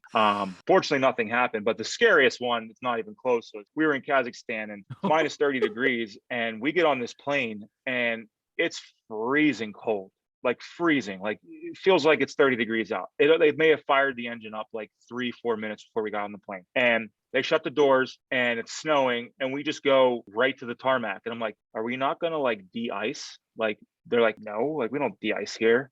So we took off, and I'm not kidding. Like it was the longest, like to take off from the runway was the longest time I've ever been before we like it took off and descended in the air. And as we're landing, we're going through like a blizzard. The plane's going back and forth, left and right. Like we can't see a foot in front of us. And we hit the ground and it just feels like all 4 tires just shatter from the plane. We skid out sideways, like the scariest flight of my life. And apparently like one of the wings like froze in the air. Sure enough, that exact same plane took 360 Kazakh residents on a flight and it crashed because the wings froze. What? So literally a week later, the exact same plane that we flew in that they didn't de-ice crashed right off of takeoff, nosedived and killed like over 300 people. And the news never reported it because that's just how it is over there. Tragedy doesn't exist. What? Yeah, Oh my Wow. God. I've And you knew like had, you're taking off and you're like, what are we doing? Why am I even on this plane? Yeah. Like, why am I we're in this flooring country? it and we're not getting in the air. We're flooring it, we're not getting in the air. And then the entire flight from that point was the bumpiest, scariest flight, sweats. You're just And then when we hit the praying ground, the it whole was like, time. Yeah. imagine looking out your window and not being able to see an inch in front of it and the plane just going all over the place. God. They just gave Yeah. they just gave the pilot a relax kit and he's like, Yeah, Oh you my probably were God. begging for a relaxed kid on that flight. One dude My wakes one up buddy- like I'll take two. Yeah. The dude who did take the relax kit wakes up after you all like just almost die. He's like, "What's everyone so upset about?" Like, y'all take the relax kit. He's like, I'll call. Man, I'll I'm call. bushed. Huh? Yeah, what a flight, huh, guys? What movie did we Yeah. watch, eh? What team were you on when the 2-seater plane flew in front of you? I was with Pittsburgh, and that's when we Oh, were flying into play. wow. We were playing the Islanders, and yeah, that was just like your typical flight. Everybody's walking around and right up, and everybody went down and was like, "What the hell just happened?" Wow. Crazy. Man, that's nuts. What's one thing you would have done different with your time in the league or in time in For hockey me, in my- general? Yeah, my time in Pittsburgh was filled with so much stress. Like everybody was telling me who I was supposed to be, what I was supposed to do. And honestly, like I played 150 NHL games and like of all those games, like I don't think I enjoyed like more than half of them. I was just so Really? stressed and so anxious. Every time I stepped on the ice, it was like, if I don't score tonight, I'm a failure.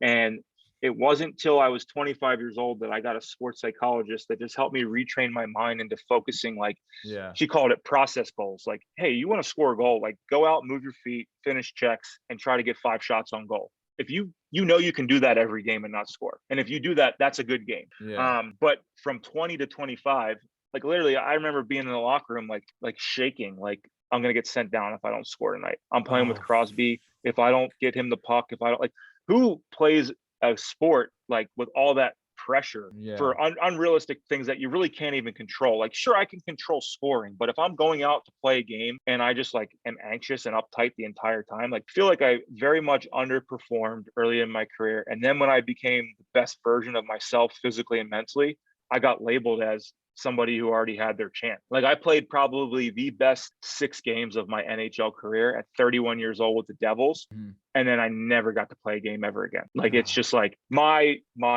NHL story to kids. It's like, I didn't get to live like the dream, not to get all depressing on you guys, but like, I didn't really have a chance to embrace it and love it. I didn't love it until after I became the best version of myself and I couldn't have it. Like, I played a total of, I think 11 games from 26 to 31, 11. Before that, I played 139. And of 139 of them, it was just like, not even the best, not even half of the best version of myself as a hockey player. Yeah. You know? Well, because it's almost like a paralyzing thing. You're like, you don't want to mess up. You know what I mean? Or whatever. But dude, I mean, you're super success. Like, I hate that, you know, like, no, not that, but like, fucking got to the NHL. You know what I mean? Like, that's awesome. So I mean, it takes a while to realize how much you actually did accomplish, right? Like when you're in it, you're like, I can always do more. I can always be better. I'm not, but like it took you had to step back and grow and realize like, I've done something amazing and I wish I would have just really accepted that and tried to, work on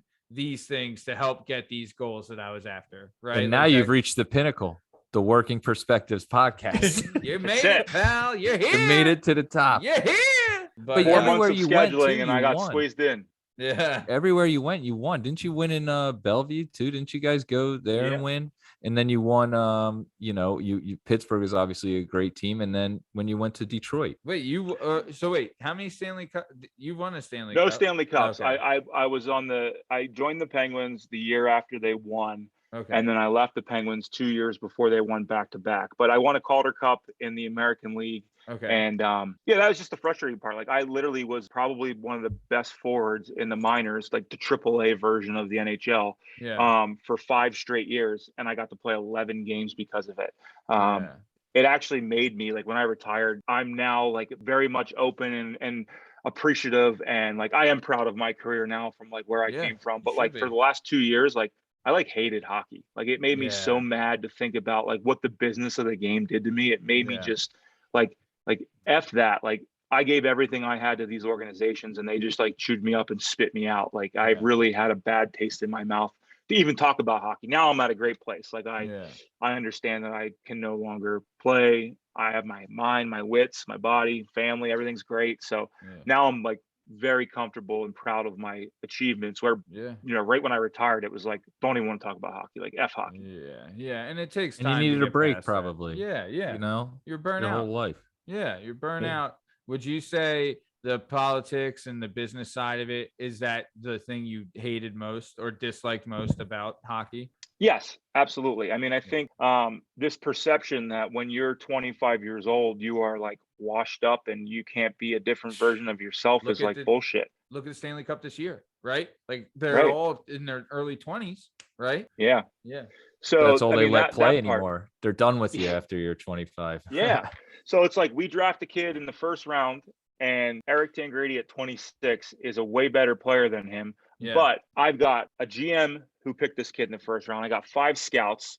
I got the media. I have who is going to appease our decision making to draft this kid in the first round? Is it going to be Eric Tangradi, the kid who dominated the minors, or our first round draft pick? Even though Eric's better, he doesn't get a chance because it makes all of us look bad if our first rounder doesn't make the team. That part drove me effing insane. And their egos are getting in the way of making their team better. You know? Had they done what's best for business, then they'd still be in business. That's so I'm with you, dude. You ever do this? Like, I know for me, right, I'd always like for fighting and stuff, right, I always would look back. I'm like, could I beat myself when I was at this age or at this point? Can I beat myself when I was this way or that? You know what I mean? So for you, when you're getting older, do you ever think like when you're 28, you're like, man, I could have whooped 26-year-old ass hockey. You know what I mean? like, do you ever get those thoughts? I get those thoughts in a different mind state. Like I think of if 28-year-old Eric, not because I get people develop and improve, right? That's life. Everybody gets their wits when they're like older because they just learn. That's just the knowledge of life. But I just look at if I had the same headspace at 28 that I did at 21, like, I'm probably like a perennial 20 goal scorer every year in the National Hockey League. Like me, I had all the tools to be an unbelievable NHLer, but my mind failed me. So that's like the number one thing I try to give back when I'm mentoring kids is like, listen, I had it all. I'm 6'4". I could score, I could skate, but I was just weak between the ears. And that's like, you know, I'm not sitting here saying like mental health crisis. I'm just talking straight confidence, right? Just waking up and believing like me, I'm good enough. I don't need to play how these people want me to play. I don't need to appease this guy or that guy. Like I'm good enough to be here and I'm going to play my game and that's going to be enough. I didn't start to realize that till I was like 25, 26. And it was like, quote unquote, too late. What would you say, like, you know, like, do you have like a moment or something like what was like a breakthrough you had when going into like the building the confidence in your mind? Do you remember like a certain thing that you had to get past, or, you know, like something that was holding you back that would trigger you to go to this like weak, or like, I don't want to say weak, but like unconfident state in your mind? Yeah. So it was 2 things, and it's going to sound insane, but it was always just the game days, right? Like game days, performance. What's the media going to say about me? This is when social media just started to get like hot. So I remember going on Twitter and like researching what people were saying about me. And I was just so young and stupid to be like, you know, I'm playing on the first line tonight. Well, what do the fans think of that? Let me see what the fans think about that. So then I'm reading like, oh, how could they ever put him with Crosby? He stinks. He's this, he's slow, he's that. And then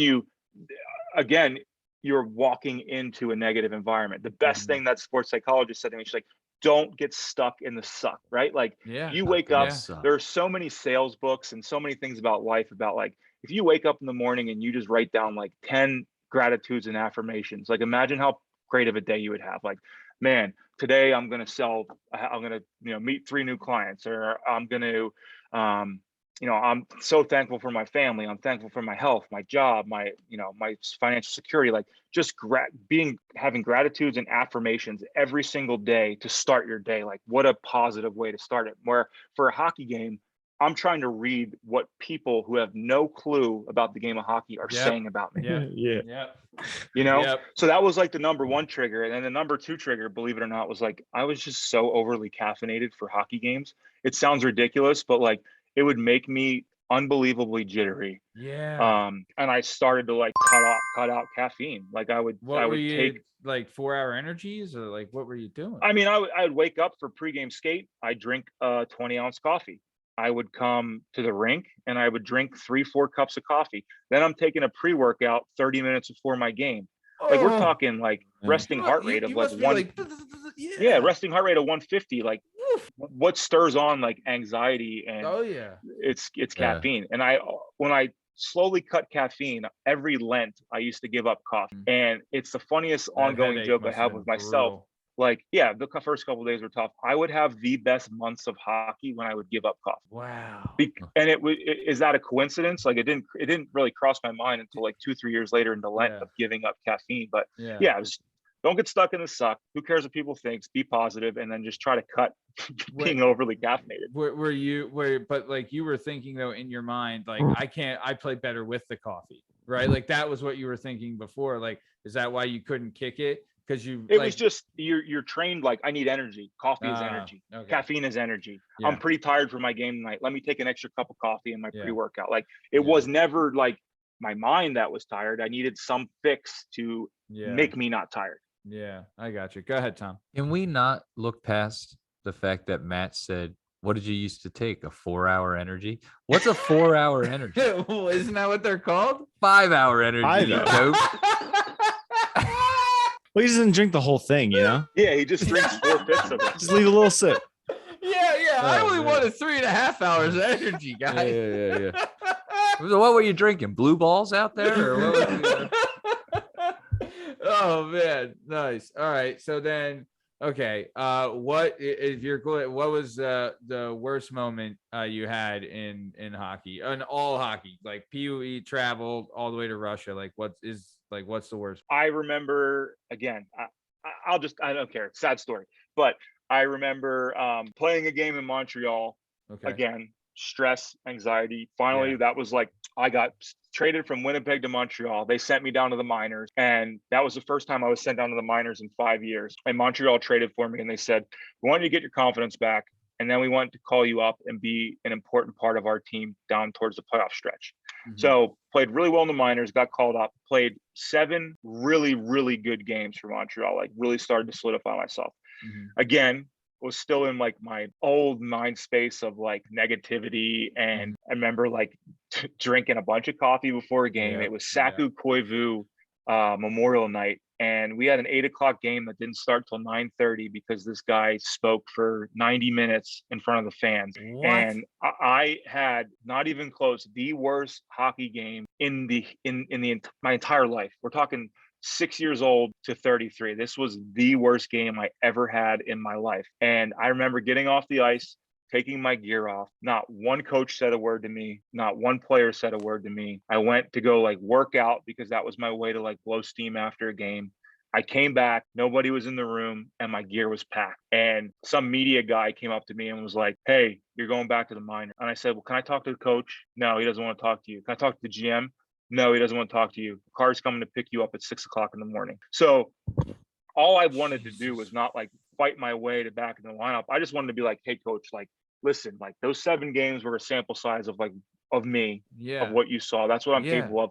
Like, I don't need to explain myself, but like, I just had a rough day. Like I didn't have a good nap. I didn't, this, that, one the bad game. Like, I respect that you're sending me down, but please don't overlook this as like, that's who I am. Experience. Yeah. So literally like went back to the room and like cried, like I legit cried because this was my last chance in my mind to like, I already got sent down So I felt that experience, but like was still confident knowing like, okay, I just didn't fit in there. It's time to like get your shit together. Yeah, you'll find your spot. Got my shit together, played great for 7 games, and then had one horrific game, and not one person gave me 1 second of their time to just say, hey, you're going down. Obviously, even if they said like, hey, you played the worst game I've ever seen in my life, you're going down. Like, no problem. Yeah. But to then just like go work out, work my nuts off, feel like I finally cleared it from my mind, my bag's packed, and some weasel media guy tells me I'm getting sent down. Like that was like the turning point of like, well, that just shows you the lack of class that they had. Like that's bullshit, like, and I know it's a business. You're a human being. You're an adult also. And you're a man. Like you couldn't have had like an assistant coach. Like even if it's an assistant coach, it's better than some screwball media guy. Like that's crap, man. That sucks, dude. I hate that. But you know what?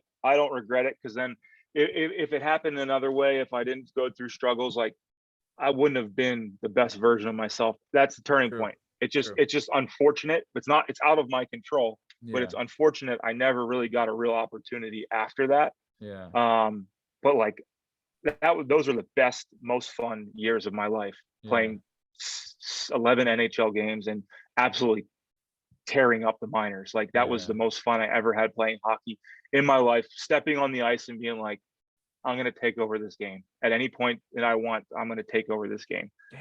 And sure, I was frustrated by not getting called up and being overlooked, but like just that mindset, like you going into a ring and being like, someone come can knock me out. Good luck. Like that was my mindset for 6-7 straight years. And that was the best freaking time I ever had. Damn. I wish, honestly, I've only ever had that, like that type of mindset of like, I could go through a wall. Like I remember I had a fight, Tom, you remember this, and I lost. And I remember it was like one of the later rounds and the guy had dropped me with an overhand right, but I still came back and won. I feel like I won the round, or came back and fought back in the round. But after that fight, I was like, I had lost that fight. And I remember Tom like was with me afterwards, and I was crying and I was upset, and I was like, God damn it, like I'm better than this guy, and like all this stuff, right? So then me and Tom then became my cardio coach after that. And honestly, if you ever want to have like, because I know you've been with it, Eric, like there's sometimes you're with a coach or a trainer where they'll know like you're not having the best day and they'll put you through it, but they won't rip your ass apart, right? That doesn't happen when it's your older brother. He was like the worst days, it was like, oh, he can ate it up. And we're running Roxborough, the stadium, and like we're just like, he had a great like cardio program. And honestly, it was the best shape I'd ever been in. My cardio was on the roof. I like the next fight I'd lined up, I was gonna kill the guy. And I remember me and him were driving to the fight on the way there, and like to go to like, especially in the later rounds, you're like, we're like, once it gets to the third, fourth round, it's over. I'm gonna murder this guy. Like I was had a great training camp, went to the fight, weighed in, everything, and then the guy he just left.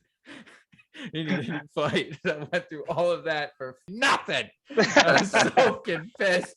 Yeah, I remember that. And I told everyone to come to that fight. I was like, oh, I'm gonna, because you were gonna rock this guy. Like you were gonna kill this guy. I never felt better. I was like, but you were in the ring before, you were warming up. Oh, I felt so good. And was like, I was like, you're gonna crush him. Yeah.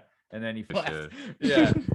And that sucked. But you're like, that feeling is intoxicating, but you being able to have that and being in control, like almost every, like, every game, and knowing you have it, right? Like that's the other thing, you're good enough. You know what I mean? It's not a fluke that you're there. It's not like, oh, I'm here because blah, blah, blah.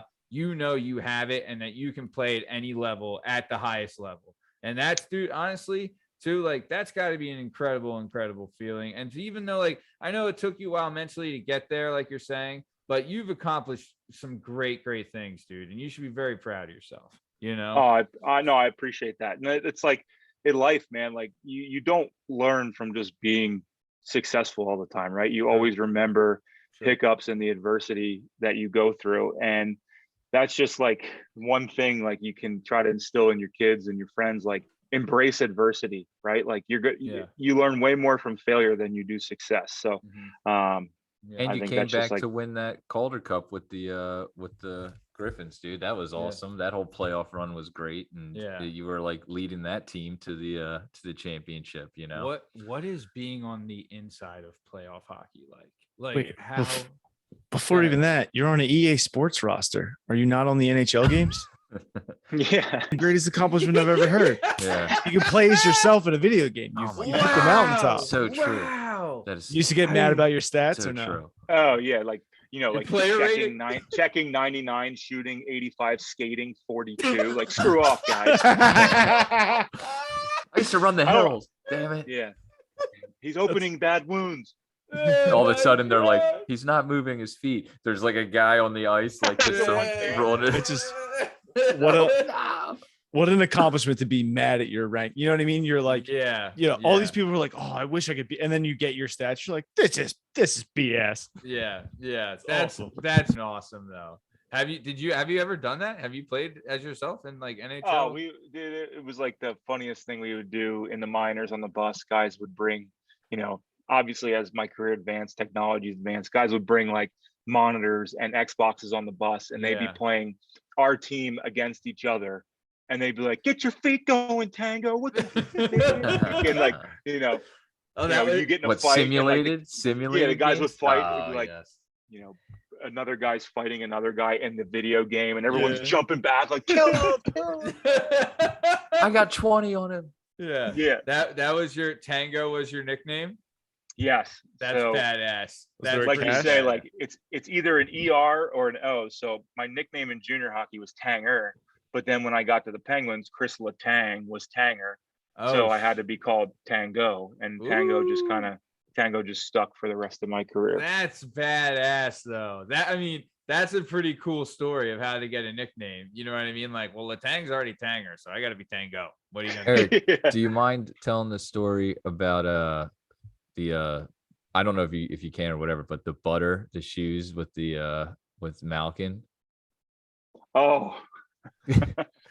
I mean, you don't have to tell it, but it's No, it's fine. It's so there's a stupid tradition where when you go out to dinner, you go to team dinners, like, let's just say once a month, and everyone always tries to get the rookies. It's called a shoe check, to grab the bread butter off the table, climb under the table, and put butter on people's shoes while they're eating dinner.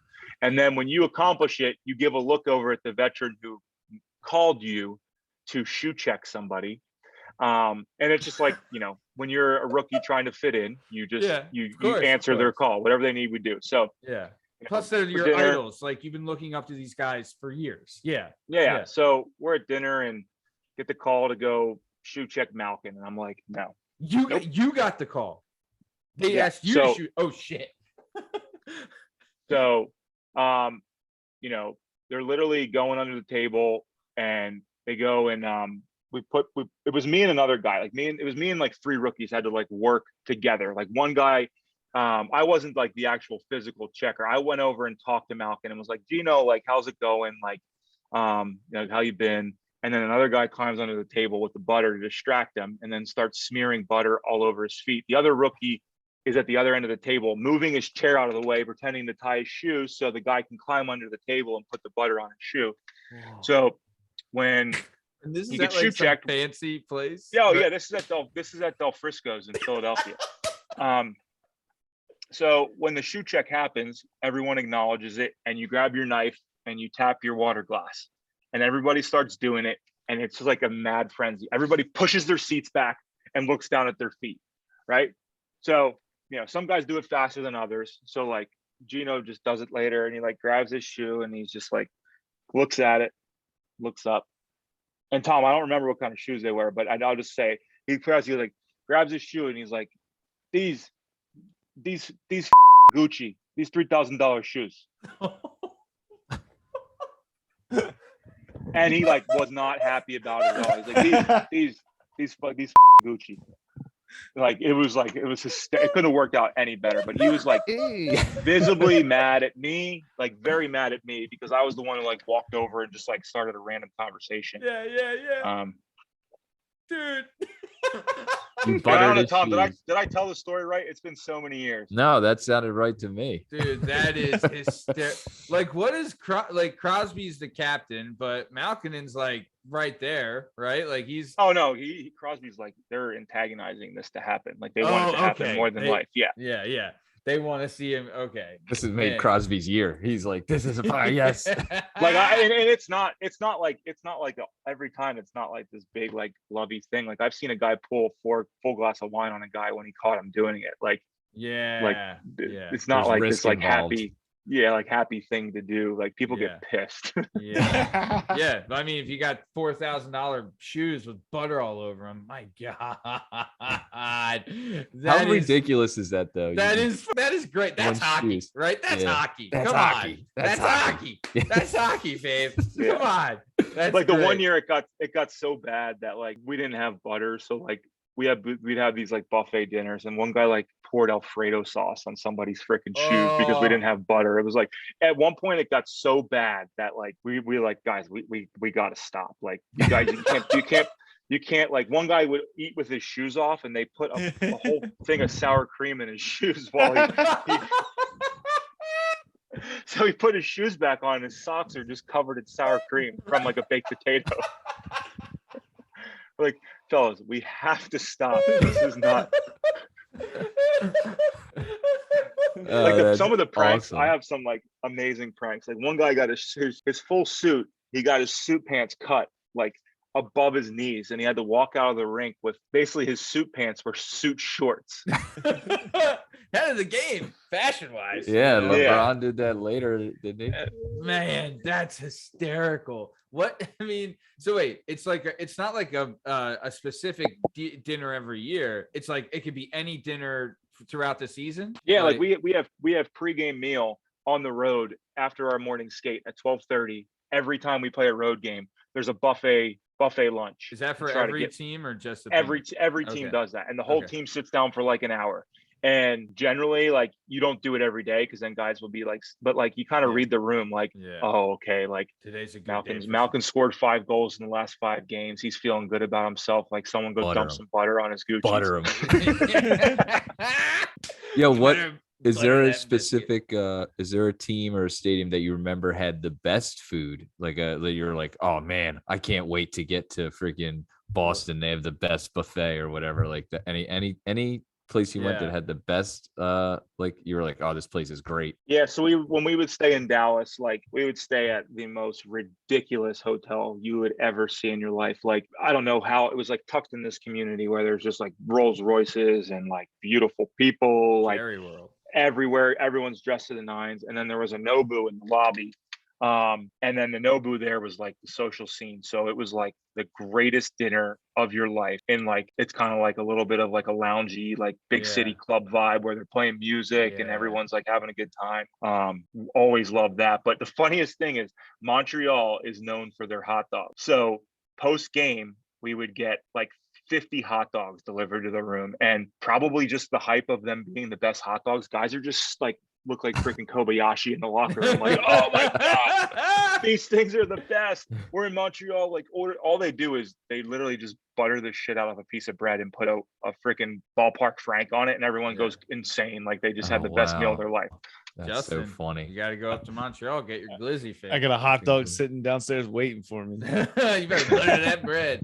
Damn, that's awesome. So, okay. And then, so would you say like Dallas is your favorite city to visit on the road when you were in the NHL? For experience off the ice, like, I mean, it doesn't beat playing in Madison Square Garden. Like they show the Jumbotron and it's like, you know, here's freaking every celebrity. Or you go to LA and you got tons of celebrities, but playing in Canada, like nothing compares. Like Canada is hockey. I heard country, Quebec right? is nuts, right? Like playing in Quebec. Is that we played one exhibition game in Quebec City, but Montreal is nuts. Montreal is absolutely insane. But nothing compares to playing in Canada. Like you, as a Penguins player, sure, people love the Penguins, but when you go to Toronto, people like, you know, 500 people waiting outside of your hotel to walk on the bus. And you go to the game, and then there's like 2,000 people in warm-ups at an away game in Penguins jerseys, banging on the glass. What? Like the support was like insane for the team.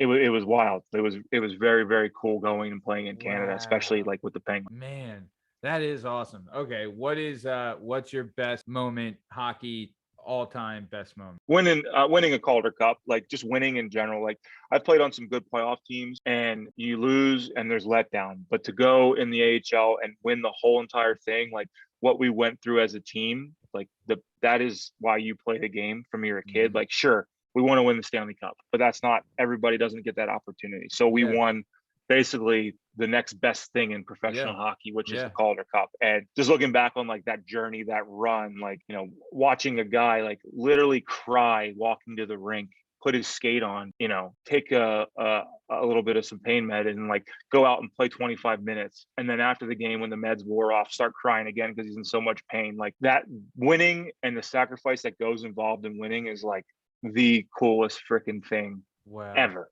Dude, that's incredible, man. That is incredible. So we're coming to the top time real quick though before we get out. Eric, man, this has been great, but I want to give you a chance to talk about what you're doing now, right? So what do you got going on? So you're in the real estate game, right?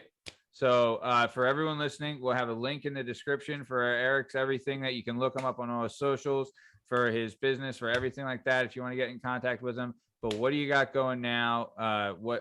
Give us the rundown, man. Yeah, no, I appreciate you kind of giving me the floor for that. So yeah, when I transitioned from hockey, it was tough, but I always knew like what always coincided with my career, and it was real estate. I mean, I've been a landlord, I've been a tenant, I bought and sold houses in different cities. Yeah. So, you know, now I'm a realtor in the Pittsburgh area. I know this area well. I've lived here for a while, but I'm really excited to like what I'm launching in the next few months. From the referral side, I have a huge network of hockey clients across the country that, you know, they get traded to a new city and, you know, the GM's wife's friend is a team realtor. Is she the best real estate agent in the city for that player? Like, no. So what I'm trying to create is a concept where basically you give me a call first. Yeah. I've been a player. Yeah. So let me go ahead and, you know, I joined Sotheby's. So let me call the best 5 Sotheby's agents, interview them, tell them what you're looking for, see if they can understand the complications of working with an athlete, and then I'll assign you with who I think is the best. Wow. So basically you can just show up to your new city, call me, I'll do all the behind the scenes work, and then right when you land, I'll have a real estate agent pick you up and show you around the city and where you should be living. Damn, dude, so that's a genius idea. And then it's essentially a network. Yeah, it's essentially a relocation company. Like, it doesn't just necessarily have to be athletes. Like I look at people in Philadelphia who don't have a real estate agent. Well, who do they go to? Oh, I got to talk to my cousin's friend's sister. You know, she'll be devastated. Well, it's like, no, call me. Like, you are paying a lot of money to a real estate agent. There are ways that I can negotiate on your behalf for your well-being, even though I'm in Pittsburgh, that's going to give you the best real estate agent in your local market. So, I'll be happy to share that link, and I would appreciate you sharing it. That's going to be kind of the bigger, I started as just in Pittsburgh, but I see this thing expanding all over the country with being backed by Sotheby's. So I'm excited for it. Dude, that's a genius idea, right? Especially too, like, honestly, if you're a young kid, you know what I mean? Like if you're a young kid coming up, you don't know, you know, your butt from a hole in the ground, right? Like this, you know, like, hey, like you were saying before, like hotel closest to the arena, right? So like you got to be at practice, you got to be at the arena every day. Where do you want to live? Oh, do you have other guys on the team near you? What gives you the best in this market? Like if you have kids or if you have a family or pets or whatever, like, you know, all that stuff from years and years of being in the game. That is a genius, dude. Not to mention what you're saying is someone, you know, people that are bought a house or whatever, you want the person to work for you. Mm-hmm. So you're able to find the perfect person for them to, like, there's a lot of the realtors know the other realtors. And so sometimes you feel like you have someone that's working for you, but they're working with, you know what I mean? So you know, you're getting the right person to help you get your best deal and the best thing for you to move forward. And I mean, and the beauty of it is you're going to pay your exact same normal commission you're going to pay, and that agent then pays me a referral. So there's no additional charge for including me to work for you and find out who's the best person for you. So no, I'm really, really excited about it. Very passionate about it. That's what I'm looking forward to. Where'd you come up with this idea? Well, I just, in the last year, I had a couple athletes in different cities reach out and say, hey man, like I'm moving to Long Island. Like, do you know anybody? And I was like, yes, like I'm with Sotheby's. Like, let me just go ahead and find the best 5 agents in Long Island. So he was going to buy a place at the Ritz-Carlton. It was like, I think it was $3 million. And the agent told him, if you get a real estate agent, the price is going to go up. And I said, that is never going to happen. That's just not how the business works. But obviously she wants to take double the commission. So she's going to tell an uninformed client that. So long story short, I found an agent in that area who sold half of that building. She ended up saving him $400,000 and getting all the furniture included in the condo. So literally I provided, in my mind, $500,000 worth of value to this guy, all because he just made one phone call to me. Yeah. And from there, it was like, man, I look at the Penguins real estate agent, and she plays paddle tennis with the old GM's wife. That's how she gets all the business here. Is she the best? She's a good agent, yes, but is she the best person for the players? No. And you've been in there. You've known what they need, you know? Yeah. And she's not looking, you're looking out for the players and like what's best for them. She's just looking out like, all right, this is what we do kind of thing. You know what I mean? Like, this is how we do it, right? Like, not necessarily what works best for the players, especially those guys. Like, if you got a guy, you know, that doesn't have a ton to spend and needs that, you know, the furniture and the 400, like, you know, not everyone in the NHL is a freaking rock star, billionaire. You know what I mean? Like, everyone else is, they got the Mr. Tangradi kind of thing going on, you know? So nice, they want to know about the hot dogs in Montreal. They want to know about that. Man, dude. Wait, also too, I mean, one thing I'm kind of interested in, I know you just got a job as a head coach, right? Oh, I didn't know that. Yeah. Go ahead. So awesome. So yeah, there's a, you know, just going into like me trying to do that referral business, I can take care of that stuff anywhere. So I knew I wanted to get back involved in hockey, but not at the pro level, because I understand what frustrated me was the politics. So there's a prep school in Pittsburgh that, you know, beautiful campus. They have their own rink, but it's a very underappreciated rink, underappreciated program. So that prep school level, I know what it did for me. I know what I can do for them. So I decided to take the head coaching job there and not just be an ice hockey coach, but like try to change their lives. So I'm really excited for that. Dude, that's and how much has your journy going to be able to help with these kids? Like, that's so cool. And like, that's probably got to be helping you getting the love back, you know, that you might have lost, you know. Dude, 100%. 100%. You thinking like, I wish 28-year-old Eric was in 22-year-old Eric's body, right? Like, mental wise, you're going to be able to provide that for these kids, man. That's awesome. Wow. And that's going to be fun too, because you're going to like you're saying the program isn't like the best program ever, you know, but if you're able to build them into like a legit powerhouse, that is going to be a blast. Was this court appointed that you had to coach these kids? Court appointed. Basket. Quack. All right, guys. First two things we're going to work on. We're going to work on the flying V and the knuckle puck. How come a knuckle puck has never been, you know, a thing? You know what I mean? Why? Thompson. He owns the rights to it. And can I have one more hockey question? Strategy. Whatever. How come we just can't get the fattest human alive and put them in the net and just block the whole goal? You know, is there a weight restriction for a goalie? No, it's like the Walrus commercial. What insurance company is it where the Walrus plays goalie and he's just sleeping in net? Butterbean. I don't know. Made a great goalie. Oh, the best. I would say that it wouldn't work because of this. The skates are roughly 4 inches from contact to where you're standing. So you could very easily just keep the puck along the ice and score on a tremendously fat goalie. Ooh. I mean, I guess if you're saying he goes down a butterfly, and he's so fat that he you need a fat guy who can butterfly. Yeah. Is there anything against laying down? Yeah. You find me somebody that's 4 feet wide on their side, and you are 4 feet tall on their side. You got me. As long as they can hold up an arm, you know. You should start recruiting from my 600-pound life. Yeah. Eric's going to all local buffets trying to find people for. I have the best goalie. She goes to Golden Corral 4 days a week. Look, I'm looking at Lizzo for my next goaltender. Yeah, we got her training on Montreal hot dogs. And nice. Well, they're not de-icing the plane, and she's overweight. But man, Eric, man, I'll tell you, dude, I can't thank you enough for doing this. I know me, Tom, and Justin, we're usually on the same page with this, but we would love to have you back on if you'd be willing to come back. Absolutely, and I'll be on time this time. I swear. Come on. It's all right. I'll tell you, we're coming to the top of time, but before we get out of here, Eric, is there anything you want to say to, the working perspective faithful out there before we take off?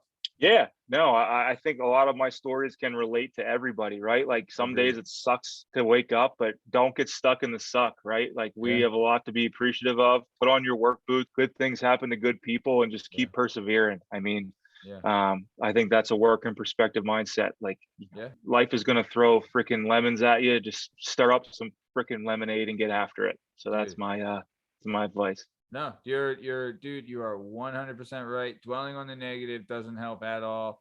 Yeah, don't get stuck in the suck. I love that. That's a great term. That's awesome. Plus, too, our old man used to have a saying, and I kind of stick with this. He used to say, everyone wants to go to heaven, but no one wants to go through hell to get there. You know what I mean? So, like, you gotta, amen. You gotta eat some crow, man. Like, you gotta take these curveballs and all that stuff, but honestly, it makes you so much stronger, and like it hardens you and makes your resolve better. Like just I'm 100% with you, dude. Just makes you sharper. So very nice, man. Thanks again for coming on. Justin, anything you want to say to the jdub fanatics before we get out of here? This is awesome. I really liked it. This is our first professional athlete on the show. I'm on the show. Yeah, I'm also on the show. Yeah. Neither of you have an EA roster that you can pull up and show. I have made myself a character. Yeah, and I have too. I'm currently the leading scorer at small forward in the NBA. I'll tell you, my skating stats are way higher than Eric's. Yeah. Nice. No, very cool. And then Tom, before we get out of here, anything you want to say to your adoring No, I just love the show, Eric. Thanks for being on. And kind of to go to the same thing. Another phrase for you: things work out best for the people who make the best of the way things work out. Wow. Don't get stuck in the suck. Wow. Love it. I love it. Yeah. Nice. All right. Well, this has been another episode of the Working Prospectus podcast. I'm Matt Lavelle, coming today by jdub, Justin Richardson, Captain Jerkbeard, Tom Lavelle, Jana Hehlo, and our guest is the one and only Eric Tangradi. You can find all our stuff and all our content and all podcast platforms and YouTube at Working Prospectus Podcast. You can help us on Instagram at Working Prospectus Podcast. And you can join us on the Twitter and the TikTok at Working P Pod. If you'd like to be a guest on the show, please email us at workingprospectus@gmail.com. And please like and subscribe so we can keep this party going. Thanks for listening. Stick around for the ad read. Thanks. See ya. Hi, Tom.